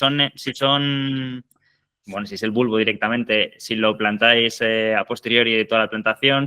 Un poco, bueno, ¿cómo lo hacéis? En general, ¿cuál es vuestro...? Bueno, tratamos de que los bulbos sean también parte de nuestro sello, porque nos parece que dan un punto de flor cuando todavía el jardín no ha despertado. Depende del momento en el que ejecutes la obra, puedes plantarlos en bulbo o, por ejemplo, en el edificio Oxeo, que hay narcisos y alium, la empresa de jardinería los compró y los plantó en maceta porque la obra se retrasaba y no llegábamos. Sin embargo, luego hay otra foto del edificio Abril, que parecía que llegábamos y los bulbos se metieron en grandes macetas todos juntos y algunos llegaron a despuntar. Entonces, depende mucho de la época en la que se ejecute el trabajo, porque a veces, la mayoría de las veces, estás terminando de plantar en el mes de mayo, aunque te dicen que vas a plantar en enero, luego como vamos con el retraso de todo el edificio y de todos los problemas que han tenido. Entonces, incluso alguna vez los hemos tenido que quitar porque ya era tan tarde que no había manera ni de conseguirlos ni de ponerlos en maceta. A nosotros los bulbos no nos gustaría utilizarlos más o diferentes especies. Hemos ido probando y no nos ha ido demasiado bien. Nos hemos quedado con muy pocas especies, pero sí que nos parecen muy interesantes, sobre todo para sorprender en un momento determinado. Cuando no hay, como son muy precoces, cuando no hay interés en el jardín o menos interés o no hay nada que llame la atención, de repente despuntan y es como ese momento que te indica que el invierno termina y empieza a despuntar la primavera, ¿no? Pues son gestos bonitos que van apareciendo y que se van sucediendo. Los alium duran menos, sí. Y entonces ahora utilizamos más narcisos, que son más duraderos, pero el talia, que es blanco, porque el amarillo nos parece como demasiado impactante, entonces, bueno, casi siempre solemos poner Narcissus talia y la estructura del alium también una vez seca también nos parece interesante. Sí, ¿no? Sí, pero el alium nos ha durado menos de lo que esperábamos. Dura varios años, pero al final acaba desapareciendo. Hay que incorporarlo en el mantenimiento. Sí. El narciso no. No, el narciso no. Hay otros bulbos que también la estila, pero es que no despuntan casi, entonces no estila peruviana, no funcionan tan bien. Ya, y habéis probado, os dejo ya, que ahora sí que veo que hay unas cuantas manos levantadas. ¿Habéis probado alguna vez en espacio público no sé cómo formular muy bien esta pregunta, a la hora de plantar bulbos, la aleatoriedad, no me sale. Sí. Sí, esos que aparecían tirados, estaban ahí tirados, pero éramos nosotros los que hacíamos los montoncitos para que no fuera ni lineal, ni íbamos con nuestra macetilla y íbamos decidiendo aquí un montón, aquí otro. Pero dices, ¿en el replanteo o después con las plantas que van surgiendo? Bueno, me refería en el replanteo, con las plantas que van surgiendo también, eso es que sí. No, en el replanteo sí, y eso de tener una distribución aleatoria es complicado. Parece fácil. Los que ya nos conocen nos dejan en paz, pero la verdad es que las empresas de jardinería, cuando trabajan por primera vez con nosotros, no entienden que queramos hacerlo nosotros. Y entonces es como, pero vete, y tienes 7 jardineros en la espalda y dices, mándalos a hacer otra cosa porque voy a tardar un ratito. Porque tú en el plano puedes dibujar 3, 2, 5 y cuando llegas allí dices, es que esto no pega ni con cola, yo voy a poner otra cosa. Y claro, tener allí a 7 hombres mirándote y tú haciendo elucubraciones absurdas de qué pones y dónde pones, pues los que ya nos conocen muchas veces nos dicen, nos vamos a comer, os dejamos ahora todo para que lo hagáis y cuando volvamos ya tendréis algo. O hay otros, cuando corre mucha prisa, que nos ponen las macetas al revés, al marco de plantación, para que vayamos más deprisa y vayamos cambiando. Pero les cuesta mucho porque no debe de ser que sea algo que se haga habitualmente. De hecho, una propiedad nos dijo que qué hacíamos ahí tocando las plantas. La realidad es que nos damos unas palizas tremendas. Pero es la parte que más nos gusta de toda la obra. Cuando vienen los carros ya hay que empezar a distribuir. Son horas de distribución de planta. Insisto, en aquellas que hay mezcla. Porque en las que no hay mezcla no hace falta, claro. Pero a veces, y como tendemos cada vez más a hacer esto, Sí. nos exige más. Que luego muchas veces te das cuenta de que te has poner una paliza y que no has tenido en cuenta que una es mucho más vigorosa que otra y la mezcla se va a paseo el primer año, pero que, bueno, la cosa está en probar y en ir experimentando y aprendiendo. Vale, voy a ir dejando paso ya, gente. Soy muy malo diciendo nombres, así que supongo que esto es Mercé San José. Acuérdate que tienes que darle al micro. Enciende tu micro antes de... Tienes que darle para hacerlo. Ahora. Ya. Sí, soy Mercé. Bueno, ante todo, muchísimas gracias. Yo no soy paisajista, simplemente soy una enamorada total de la naturaleza y bueno, es apasionante lo que estáis haciendo. Gracias. Felicitar a Herbanova porque me ha parecido increíble, o sea, cómo transmiten. Bueno, yo he seguido algún artículo en Quercus porque tengo la suerte de trabajar en un parque natural como administrativa y de vivir en una finca que está prácticamente colindando con él, en el Parque Natural dels Ports. Y me ha gustado mucho que quizá es la primera empresa así paisajista que presentan que tiene este amor y esta sensibilidad haciendo jardines públicos con estas plantas tan naturales, ¿no? Y tan poco clásicas, no sé cómo explicarlo. Y luego hay una cosa que me ha gustado muchísimo también, y es que a mí me encantan las rosas, sobre todo las rosas antiguas, aunque sea un poco de modé, y me encantan. Y he visto que también las habían introducido, que ahora no hay muchos proyectos se ven, y me gustaría hacerles una pregunta al respecto. Yo, como tengo la finca donde vivo muy cerca del parque natural, estoy intentando solo plantar cosas que sean ya propias del parque natural y simplemente sí que hago algún toque poniendo pues rosas botánicas, siempre blancas para no despuntar, y rosas antiguas. Pero quería preguntarles qué tipo de plantas vivaces podría poner que sean buenas compañeras de las rosas. Que aparte del tomillo y todo esto que tengo. En la finca hay muchísimo viburnum que sale solo, muchísimos madroños. Es como un carrascal frescal. Y ya está. Y muchas gracias por permitirme hacer esta pregunta. ¿Tú? ¿Yo? Con las rosas, nosotros usamos, una rosa que usamos mucho es la rosa iceberg, que es un clásico. Es la que tengo en casa. Es preciosa, nos gusta mucho. Además aguanta algo de sombra, no requiere tanta poda para que... Otra que usamos a veces para dar un poquito de color es la mutabilis, que también es otra clásica. Y con las rosas blancas, a nosotros, bueno, también nos gusta la, ¿cómo se llama? La Lavender Dream, ¿no? La Lavender Dream también es muy bonita. Y con la Lavender Dream la mezclamos con lavandas o perosquias que en cuanto a tonalidad y época coinciden. Es una rosa grande. Y termina refloreciendo. La mata, quiero decir, no la flor. No.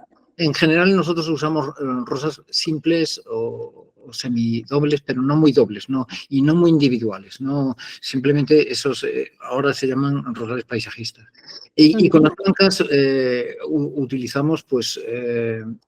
utilizamos una temporada la Mirato y la Aspirin Rose también la utilizamos. Lo que pasa es que esta está registrada y el proveedor que la tenía en España ya no la tiene, entonces... La puedes encontrar igual en Rosas Loubert, en Francia, que tienen un montón. Sí, la traen de allí, claro, pero es bastante más cara que las que hay en España. Entonces, lo que hace Tantau es que solo permite a un vivero de cada país comercializar esas rosas. Entonces, la puedes comprar en Italia, la puedes comprar en Francia, pero siempre solo a un vivero porque es muy exclusivo. Entonces, nosotros hemos dejado de utilizar la Aspirin Rose y casi no nos importa porque... Bueno, daba muy buen resultado, sí. Pero al final siempre había problemas para conseguirla. Últimamente había problemas para conseguirla. Es más cara y Iceberg, que es un clásico, funciona. Y todo el mundo tiene, no es difícil. Sí.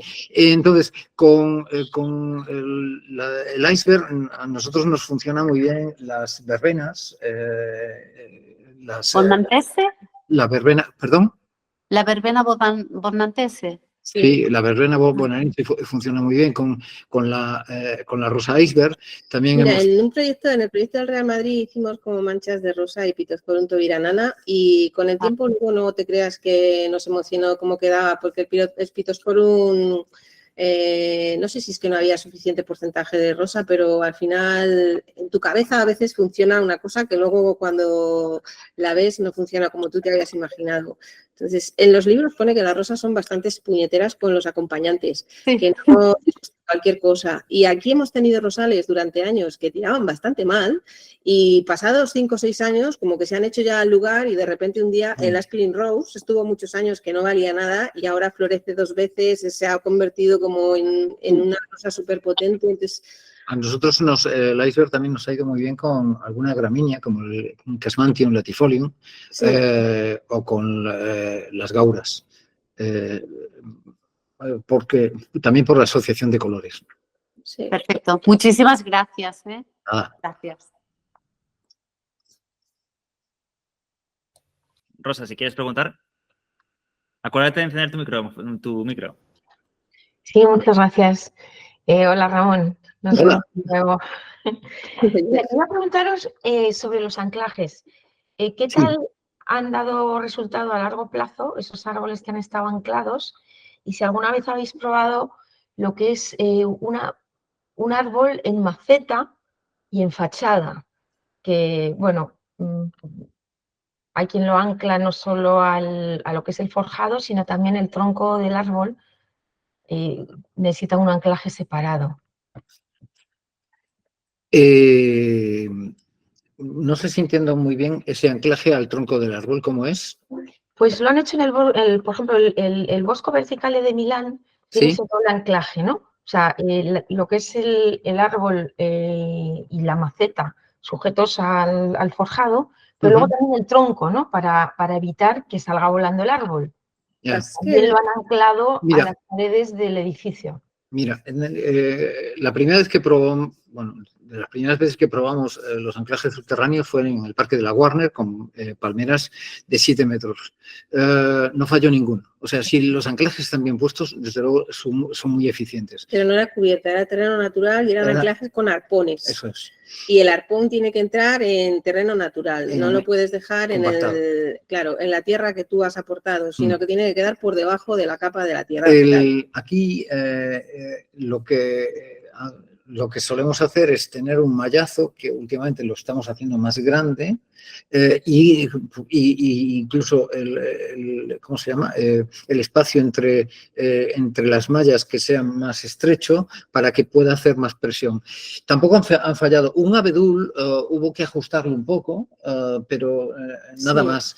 Nosotros no nos gusta intervenir sobre el tronco porque ya sabes que un árbol reacciona por tensión. Entonces, independientemente además de que a mí un tutor me parece que siempre digo que le quita dignidad al árbol, me parece que un árbol es hermoso con su propia estructura sin necesidad de nada más, ni de esos apoyos. Entonces, yo siempre estoy deseando quitar ese tutor y habitualmente no los ponemos, ¿no?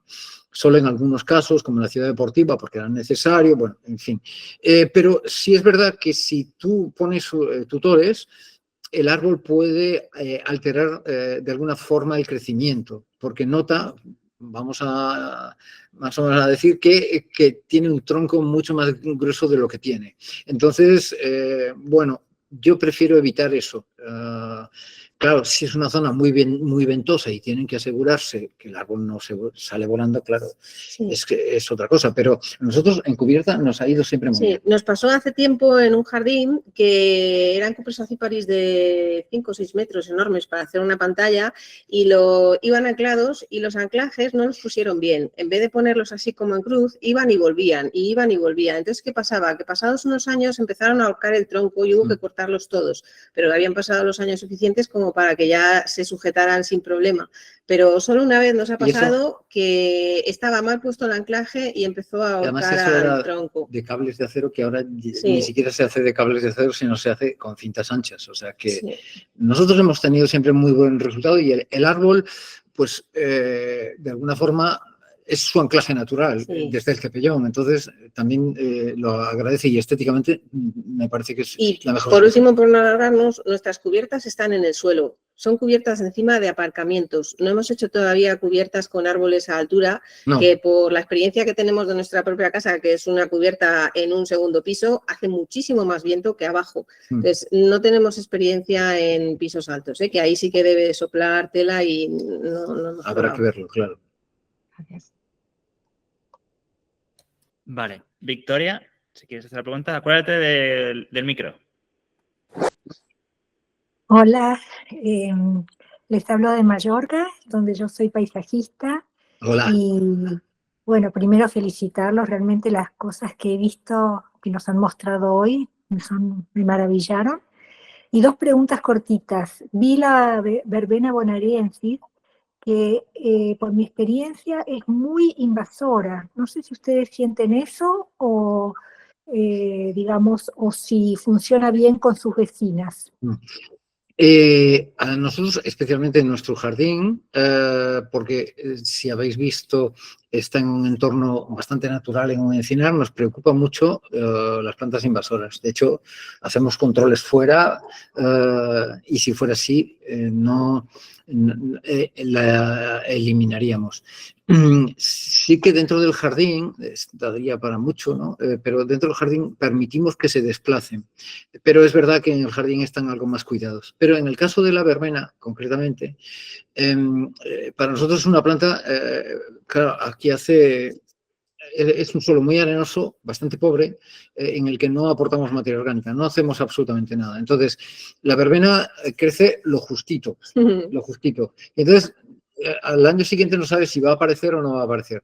Lo que sí que hemos descubierto es que funciona muy bien por esqueje y entonces varias veces al año, simplemente metiéndolas en agua, las volvemos a renovar. Pero si no lo hiciéramos, probablemente en nuestro caso y en nuestro clima y con nuestro suelo, la verbena bonaerensis desaparecería. Sí, de hecho empezamos a hacer esquejes porque es una planta que nos gusta mucho y vimos que nos quedaba una planta. Y al principio, cuando la trajimos, también es verdad porque igual removíamos más la tierra, era más fácil que saliera de semilla y no era difícil encontrarla por el jardín de semilla, pero desde que ya no hacemos tanta labor en el jardín, ya no se ha reproducido por semilla y es verdad que ahora todos los inviernos, antes de cortarlas, cogemos muchos tallos, los metemos en agua y así ya tenemos un montón de plantas para la temporada siguiente. Otras plantas como la gaura, por ejemplo, sí, claramente la gaura leinemeri se autosemilla, un poquito, pero la gaura no. La gaura, pero la verbena, si nosotros no la reprodujéramos vegetativamente, desaparecería, en nuestro caso. Me gusta mucho el agua.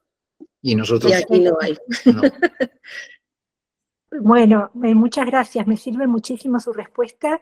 Y sobre la rosa mutabilis, ¿funciona bien, se adapta bien o la encuentran delicada?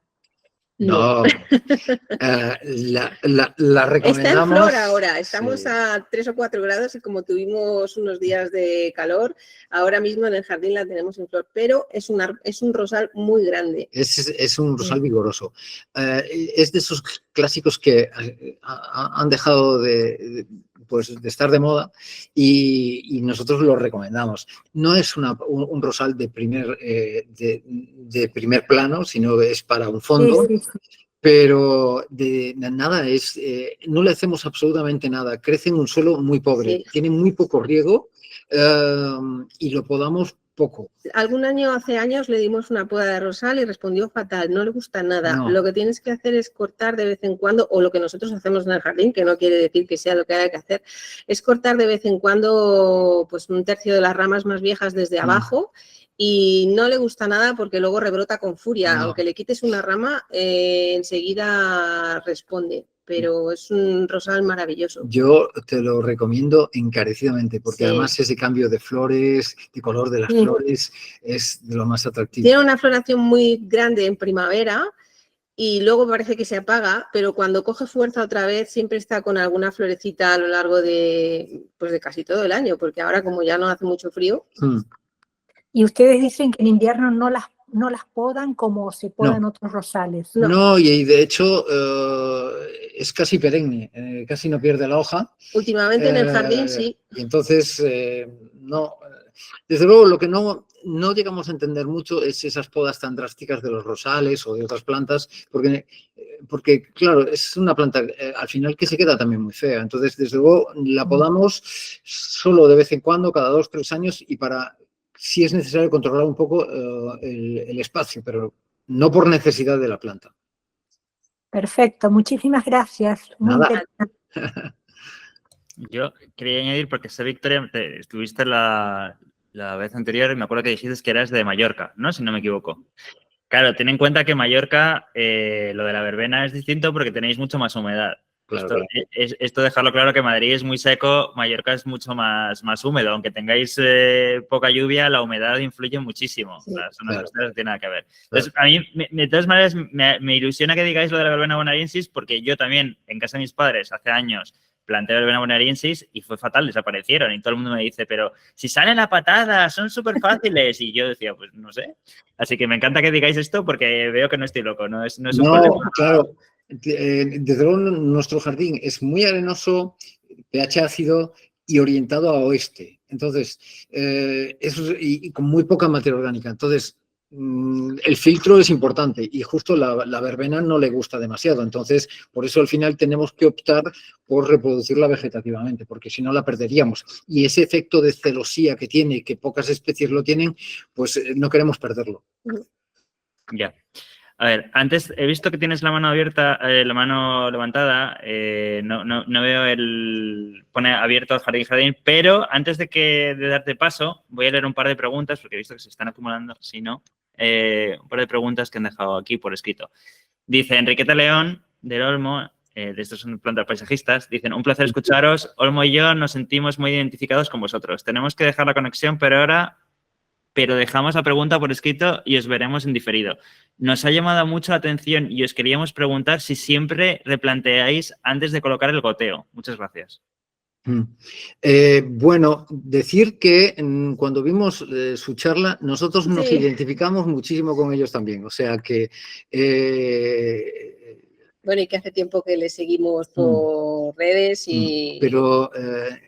pensamos exactamente lo mismo, creo que hay cierto vínculo ahí, no sé. Entonces, sí, nos pareció también muy, muy interesante su charla. Sí, replanteamos siempre antes del gotero. Claro, podría ser más fácil el gotero, pero extender el gotero y después hacer el replanteo. Lo que pasa es que nosotros queremos...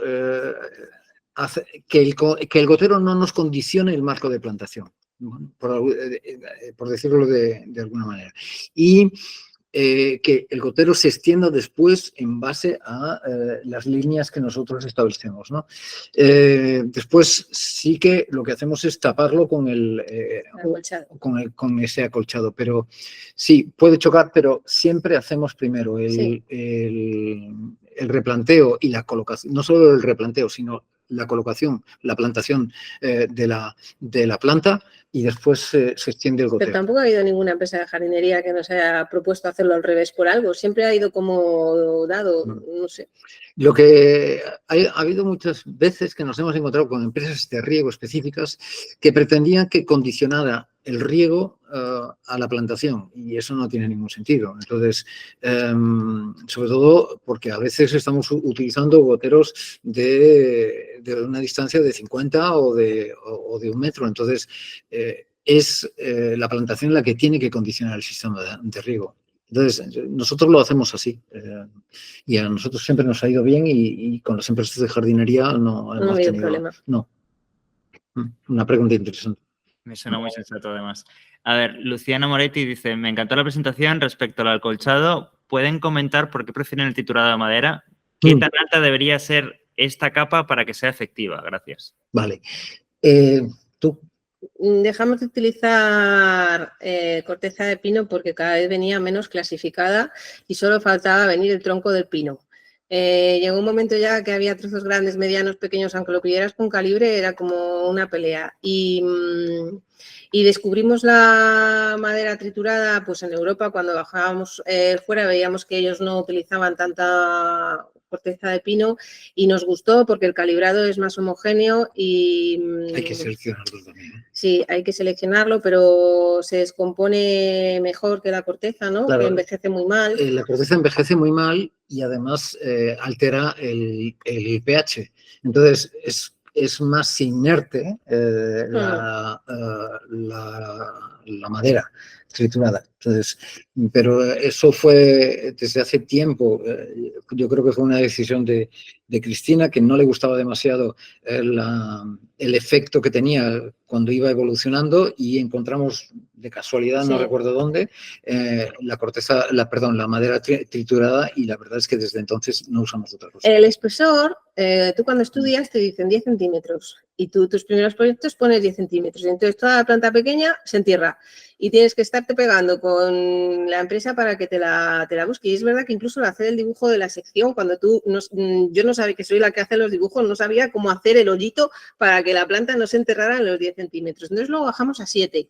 Y he de decir que aunque en la mayoría de los proyectos viene 7, se suele quedar en 5 porque suele ser como una bolsita de dinero que guardamos cuando ya hay algún problema o algo, sabemos que tenemos ahí como esos 2 centímetros que podemos utilizar ese dinero para otra cosa. Y queda muy bien al principio, pero las empresas de mantenimiento normalmente no reponen todos los años y ni se molestan en volver a tapar los goteros. No sé si con 10 o con 7 saldrá, pero sí que es verdad que queda bien al principio, pero empiezan a salirse los goteros. También hablar un poco del acolchado de triturado de madera, envejece muy bien y llega un momento que se integran bastante bien. Y en cambio, la corteza de pino a veces no viene a cuento. Es decir, que no se integra con el entorno. Entonces, eso no quiere decir que nosotros igual en una zona de pinar igual utilizaríamos corteza de pino, pero nos parece que se integra mucho mejor y que evoluciona mucho mejor la corteza. Y el espesor, bueno, con 5 o 6 a nosotros nos está dando un buen resultado, pero es verdad que, claro, es efímero y por tanto es conveniente reponerlo. Es verdad que no siempre, porque a veces trabajamos con tapizantes. Por ejemplo, la hedera Elise Wonder no le gusta nada que utilicemos el acolchado, y en esas zonas directamente no se usa. Y si se usa, después no se repone. Porque se pone en proyecto y se guarda el dinerito para otra cosa.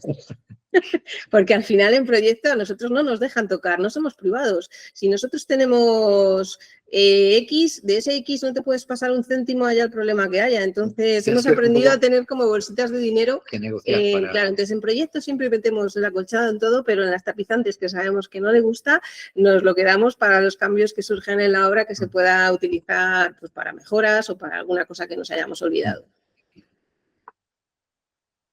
Perfecto. A ver, abierto el jardín, si quieres preguntar, acuérdate del micro, que no lo tienes encendido.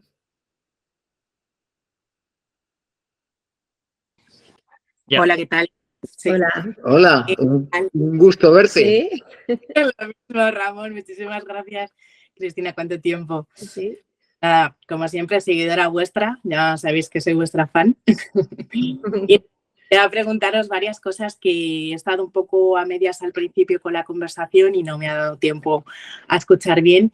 Sobre todo me ha llamado mucho la atención lo del tema de las aguas recicladas que ahora nos lo están demandando bastante para utilizar en el jardín. Entonces, la verdad es que no hay mucha información sobre esto. Si nos podríais decir algún sitio, algún libro, recomendar donde podamos extender un poquito más a nivel técnico esta parte. No sé si te refieres a las aguas regeneradas que se utilizan en el Ayuntamiento de Madrid, o a las aguas que están obligando LIT Oro a recoger las aguas de lluvia y utilizar para el riego del jardín. Pues sí, precisamente esas aguas domésticas, que son aguas solamente jabonosas, que no fecales, para poder reutilizarlo en el jardín. Pues de eso, nosotros hace poquito nos han propuesto eso, el uso de esas aguas grises, ¿no? Pero Este es un proyecto de, ¿dónde es? En Almería, creo. Y que separan las aguas. Me miras como si No sé estuviera qué loco. proyecto estás hablando. Sí. Bueno, yo tengo dudas. El problema de utilizar aguas jabonosas es que puedes incrementar la conductividad eléctrica y sobre todo el sodio. Y esos son problemas que puede generar fitotoxicidad. Que yo sepa, no hay nada así fácil. Por lo menos en español. Sí, nosotros cuando hicimos el estudio con el Ayuntamiento de Madrid tuvimos que buscar un montón de cosas sobre agua, la calidad de agua, sobre los valores y hay algo sobre agricultura. De ornamental no hay nada, absolutamente nada. Entonces, de hecho, a nosotros nos sirvió el estudio para establecer unos rangos, qué es peligroso y qué no es peligroso, porque claro, primero porque tienes muchas especies y después que las especies que tienes no han sido nunca estudiadas. Entonces, yo tendría cuidado con la conductividad eléctrica. Sí es verdad que yo pedí unos análisis y en la fase 1 ya se ha empezado a hacer y no parece que alterara mucho el pH ni la conductividad, pero lo vigilaría. Nuestra recomendación fue hay que poner controles a tiempo real, sondas, para que si en algún momento sube demasiado la conductividad o el pH, se puede intervenir añadiendo o agua potable o de algún sistema de fertirriego. Mira, de estos dos edificios, Oxeo y Abril, que os hemos enseñado, Oxeo pasó 1 año o 2 desde que plantamos hasta que fuimos y cuando fuimos había una clorosis generalizada por todas las plantas del jardín. Hablamos con el Facility y se hicieron análisis porque os hemos comentado que esta propiedad está muy interesada en que el jardín se mantenga en condiciones y salían unos valores altísimos que los producía, que el suelo era mármol travertino, ¿no? Y cambiaba el pH, ¿no? Subía el pH a casi 9. Sí. Eso por un lado. Pero por otro lado, había un problema con el cloro, que ellos, para garantizarse que esas aguas no tuvieran problema, echaban cloro casi sin control. Entonces, claro, eso provocaba grandes problemas de conductividad y de fitotoxicidad en algunas de las plantas, y que algunas se llegaron a morir, las más sensibles. Sí. Entonces, esto de las aguas es complejo y yo creo que todavía hay que desarrollarlo más, sí. Pero a mí me parece muy interesante utilizar las aguas grises, pero de momento, que sepamos, no hay así ningún libro. No. El Facility que lleva esos depósitos nos cuenta que cuando llueve abren y dejan que se salga todo y vuelven a empezar de cero por lo contaminada que viene el agua de lluvias, que es un edificio, o sea, que no es un parque, que no es que esté recogiendo eso en uno y en el otro. Han dejado de regar con el agua que se recogía, porque les causaba muchos problemas, porque se manchaban los filtros. Es verdad que en proyecto, cuando nosotros lo hacemos, no hay mucho interés por saber qué necesita y al final es como eso es dinero, dímelo justo para que, verdad que no hay, nadie es consciente del problema que le puede ocasionar en el jardín y todavía no hemos podido profundizar en el tema porque a las propias ingenierías no les interesa. Es como, no me hables de plantas, no me interesa para nada que tus plantas se vayan a estropear. A mí háblame de que haya E. coli, de que el agua potable sea potable y no se cruce con... Pero no le interesa mucho a la gente de momento.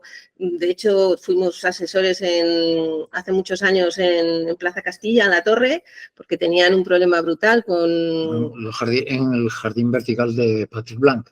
Se les murió varias veces porque lo que hacían es, sí tenían la capacidad de recircular el agua, pero claro, como fertilizaban, la concentración de sales y el nivel de pH se iba incrementando hasta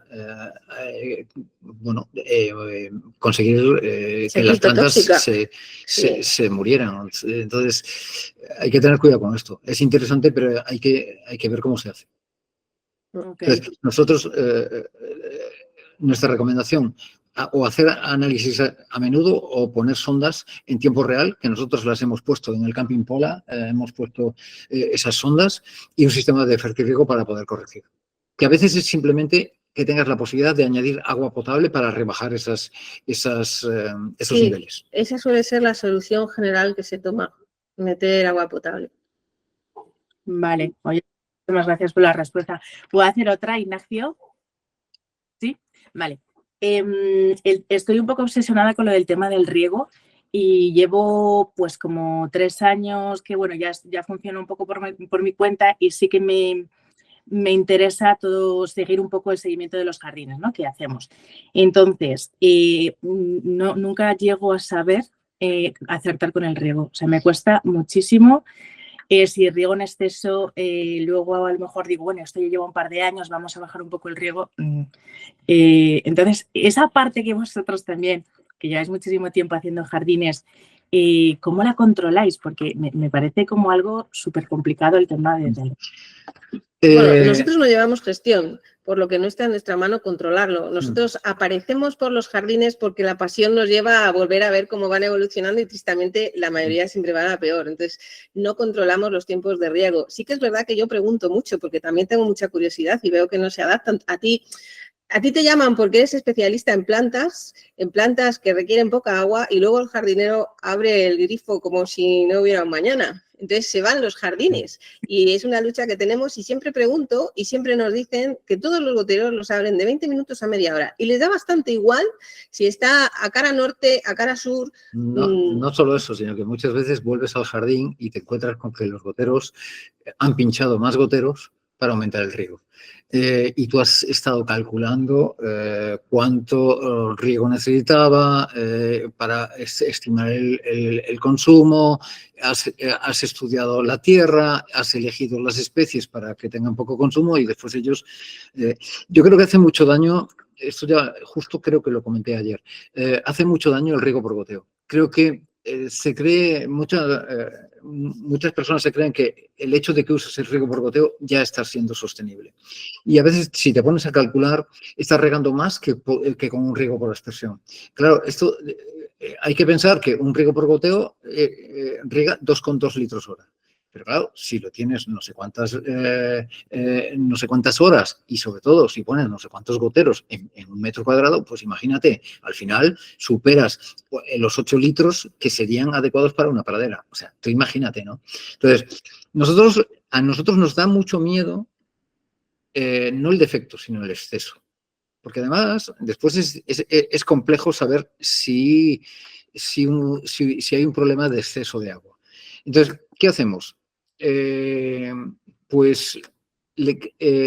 esto puede ser criticado, pero nuestro suelo casi siempre es un suelo de textura arenosa. No franco-arenosa, ni franca, sino arenosa. ¿Por qué? Porque una textura arenosa, aunque tiene la ventaja de que airea muy bien y eso lo que hace es que se degrade rápidamente la materia orgánica y que por lo tanto baje en fertilidad, lo que hace es no tener problemas de oxigenación en el sistema radicular, esos problemas de hipoxia por exceso de agua y por otro lado no retener. Como nosotros elegimos planta mediterránea, es mejor no retener que retener. Y además, después tenemos muy en cuenta los drenajes que hay por debajo. Entonces, a nosotros lo que nos da pánico, especialmente en cubiertas, pero en general, es que haya retención de agua. Porque sabemos que las empresas de jardinería tienden a regar más de la cuenta. ¿Por qué? Porque lo tienen demasiado fácil. Porque es simplemente programar en el programador 30, 40, 50 minutos todos los días y entonces al final mucha de esa planta mediterránea termina muriendo. Entonces, yo creo que sería muy interesante empezar a establecer en cualquier jardín el umbral.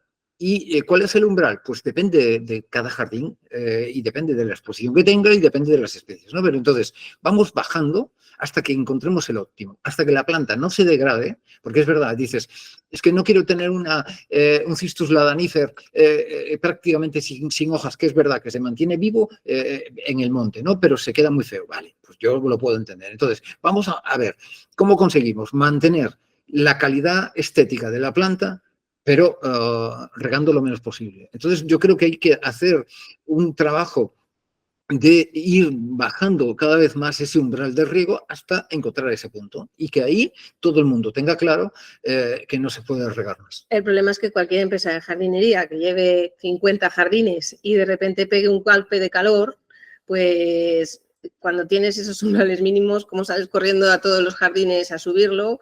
O si tienes un programador que te lo haga, nosotros el año pasado fue que pusimos el programador que tirara de la estación meteorológica, pero no una nuestra, sí, sino... No, claro, ahora tienes la ventaja de que nuestro jardín está vinculado con los datos climáticos claro, de y lo que te quería zona. decir es que pagamos el doble de agua.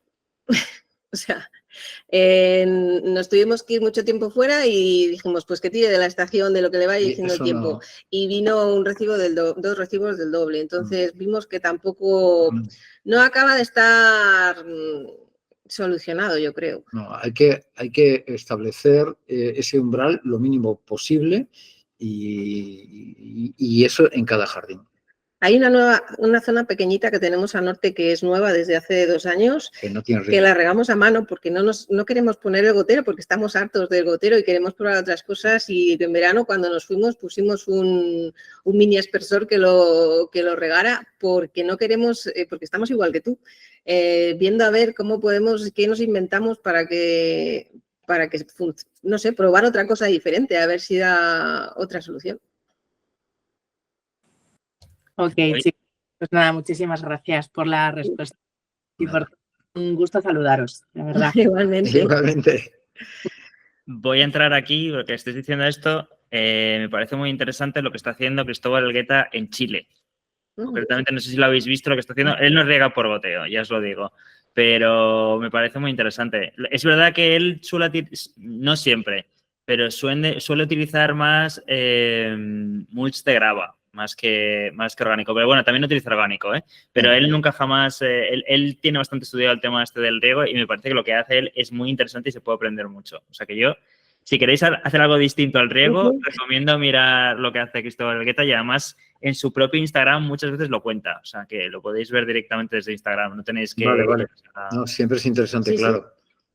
Vale, os voy a leer, no vamos a hacer más preguntas porque se ha alargado mucho esto, no vamos a hacer más preguntas de levantar la mano, pero os voy a leer, que había 3 preguntas aquí escritas y os la voy a leer y ya lo dejamos por ahí. Entonces, Neke ha dejado un par de preguntas. Una dice que se siente muy identificado con el tema de replanteo y la distribución de especies que hacéis, y pregunta que si en el caso de las cubiertas ajardinadas utilizáis algún sistema de drenaje mediante placas drenantes, mantas retenedoras, filtros, o sea, un poco qué sistema de drenaje utilizáis o no utilizáis.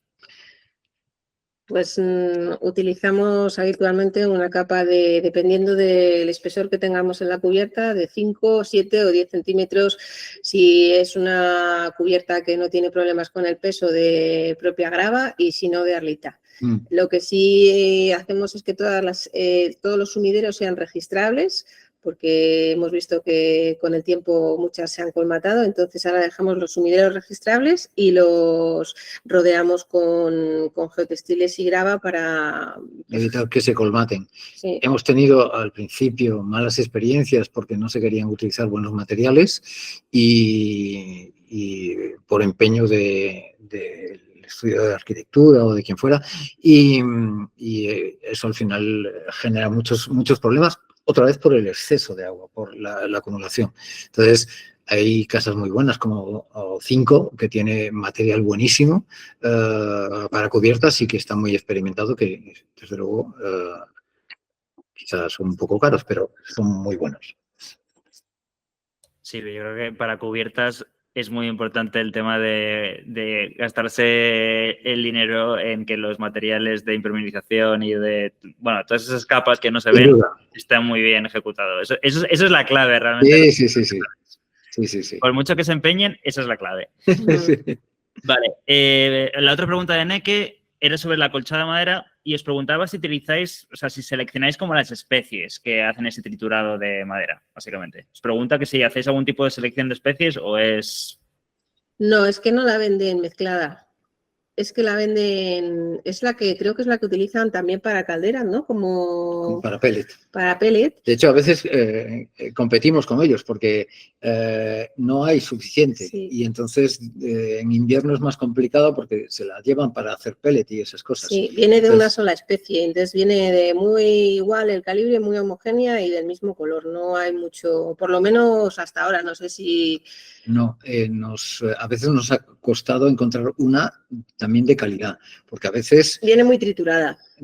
es un poco mala. Entonces, a veces hemos rechazado, siempre pedimos muestras y nos traen muestras para que las aprobemos previamente. Y a veces nos ha costado encontrar una buena.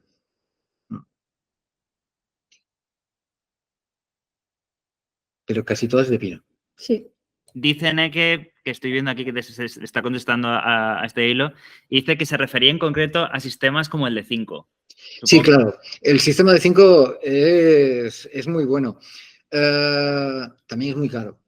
Pero es que nosotros no hacemos intensivas, extensivas, no me sé Ya. la... O sea, nosotros siempre partimos que lo mínimo que vamos a tener son 30. Pero 5 te permite... Ya, pero ya todo lo que decía ella de de las que van cogiendo de la cámara de agua que va debajo y todo eso es para cubiertas que no tienen casi tierra vegetal, ¿no? Ya, que sí. son pues, de 8, de 5 y nosotros siempre vamos a un poco más. Ahí, porque tenemos la suerte de participar en proyectos que el peso lo permite. Sí, ahí cuando tienes poco suelo, los sistemas de 5 son buenísimos porque te generan además una capa de retención que funciona por capilaridad, es decir, que además de servirte como drenaje, también como pequeño depósito de agua. El sistema es buenísimo, el de 5, o sea que muy recomendable, sí, sí.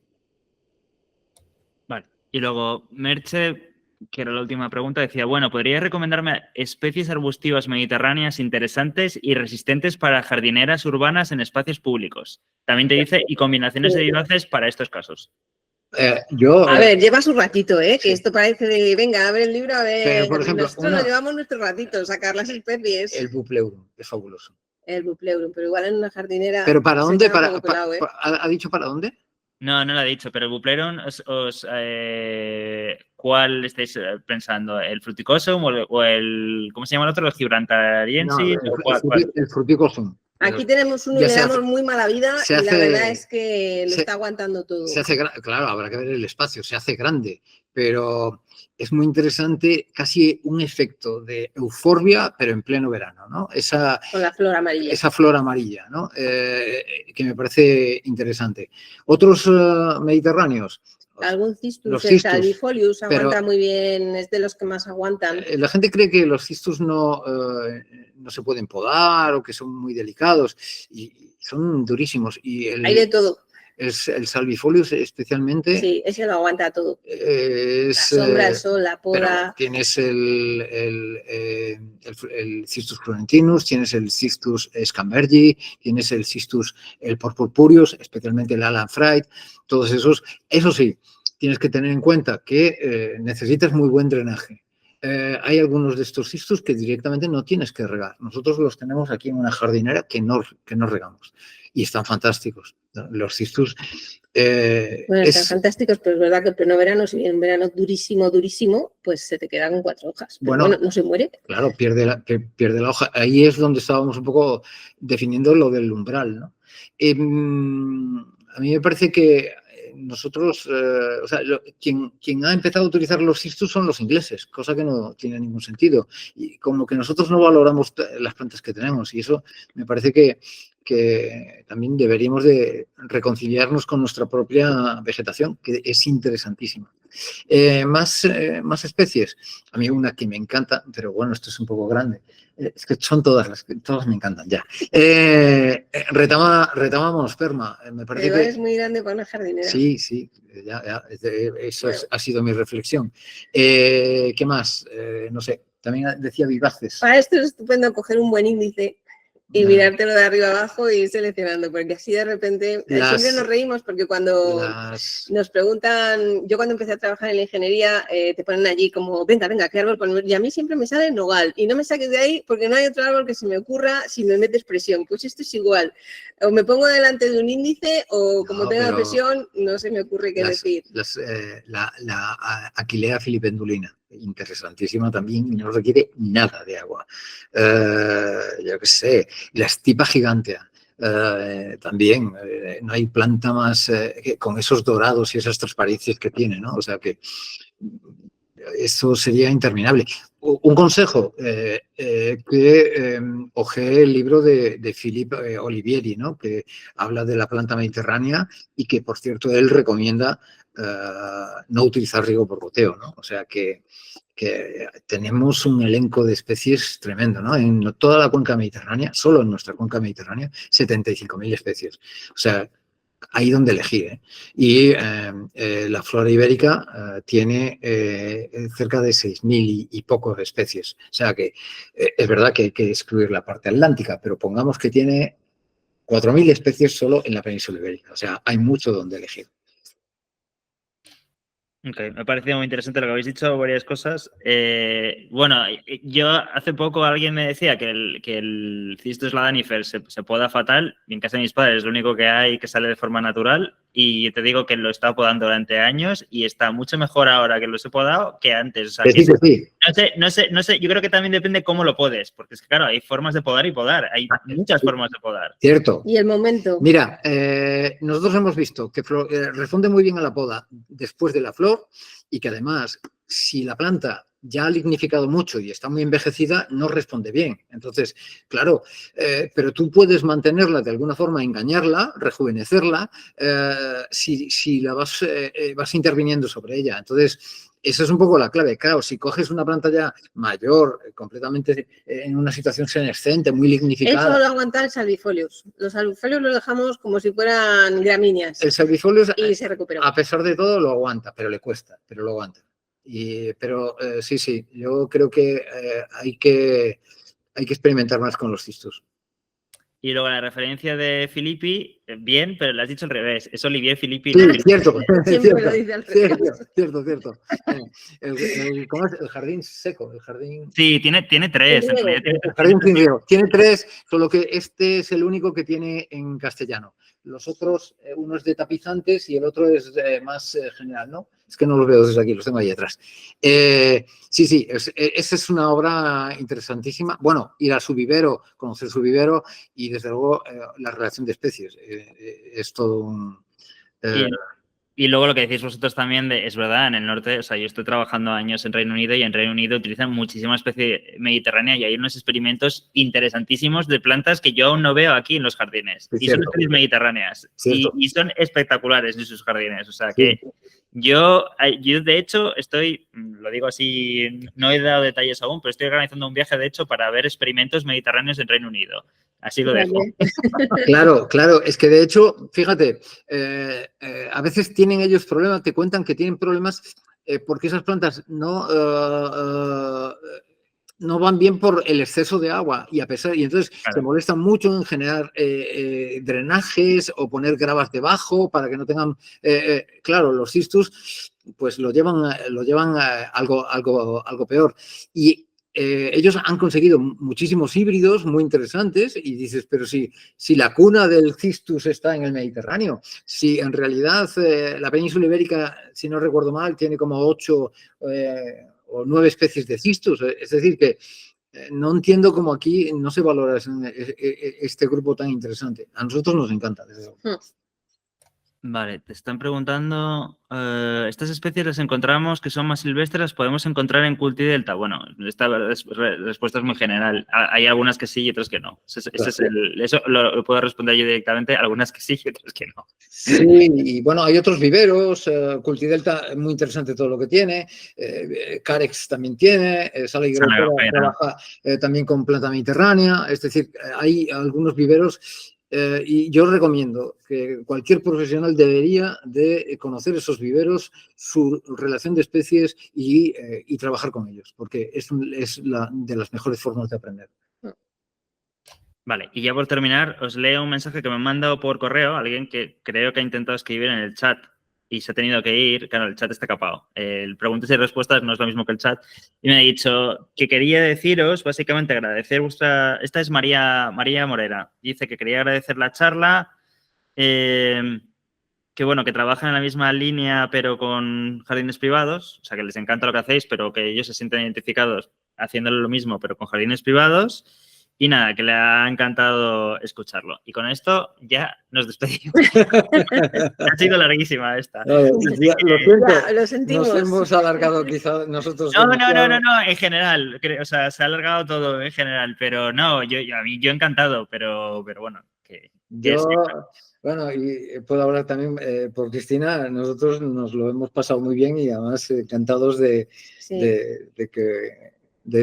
contaros un poco lo que hacemos.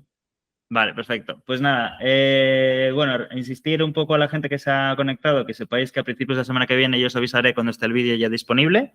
A todos los que os habéis inscrito, básicamente yo os envío un correo para deciros cuándo está disponible. Y luego, nada, animaros a todos que si no conocéis, si no habéis estado antes en ninguna charla de Academia del Paisaje, que os entréis en nuestro YouTube. Tenemos, esta creo que va a ser la 41 o la 42 de las charlas de paisajistas tanto de España como de Latinoamérica, buenísimos. O sea, que es una pena que no lo conozcáis si no lo conocéis. Y también yo os animo a que si os está interesando este contenido, que suscribáis a nuestro newsletter. Mandamos una semanalmente, no somos nada pesados y es una forma súper fácil de estar enterado de todo, de los cursos, de las charlas gratuitas, mandamos links. O sea, es perfecto para no tener que comerte la cabeza porque mucha gente busca en redes cuándo están las cosas y si estáis suscritos a la newsletter os lo contamos directamente, no tenéis ni que pensar. O sea, que yo os animo a que lo hagáis. Y nada, dicho esto, agradeceros otra vez todo. Venga, gracias a vosotros. Hasta luego. Un abrazo Hasta a luego. todos. Adiós, chao.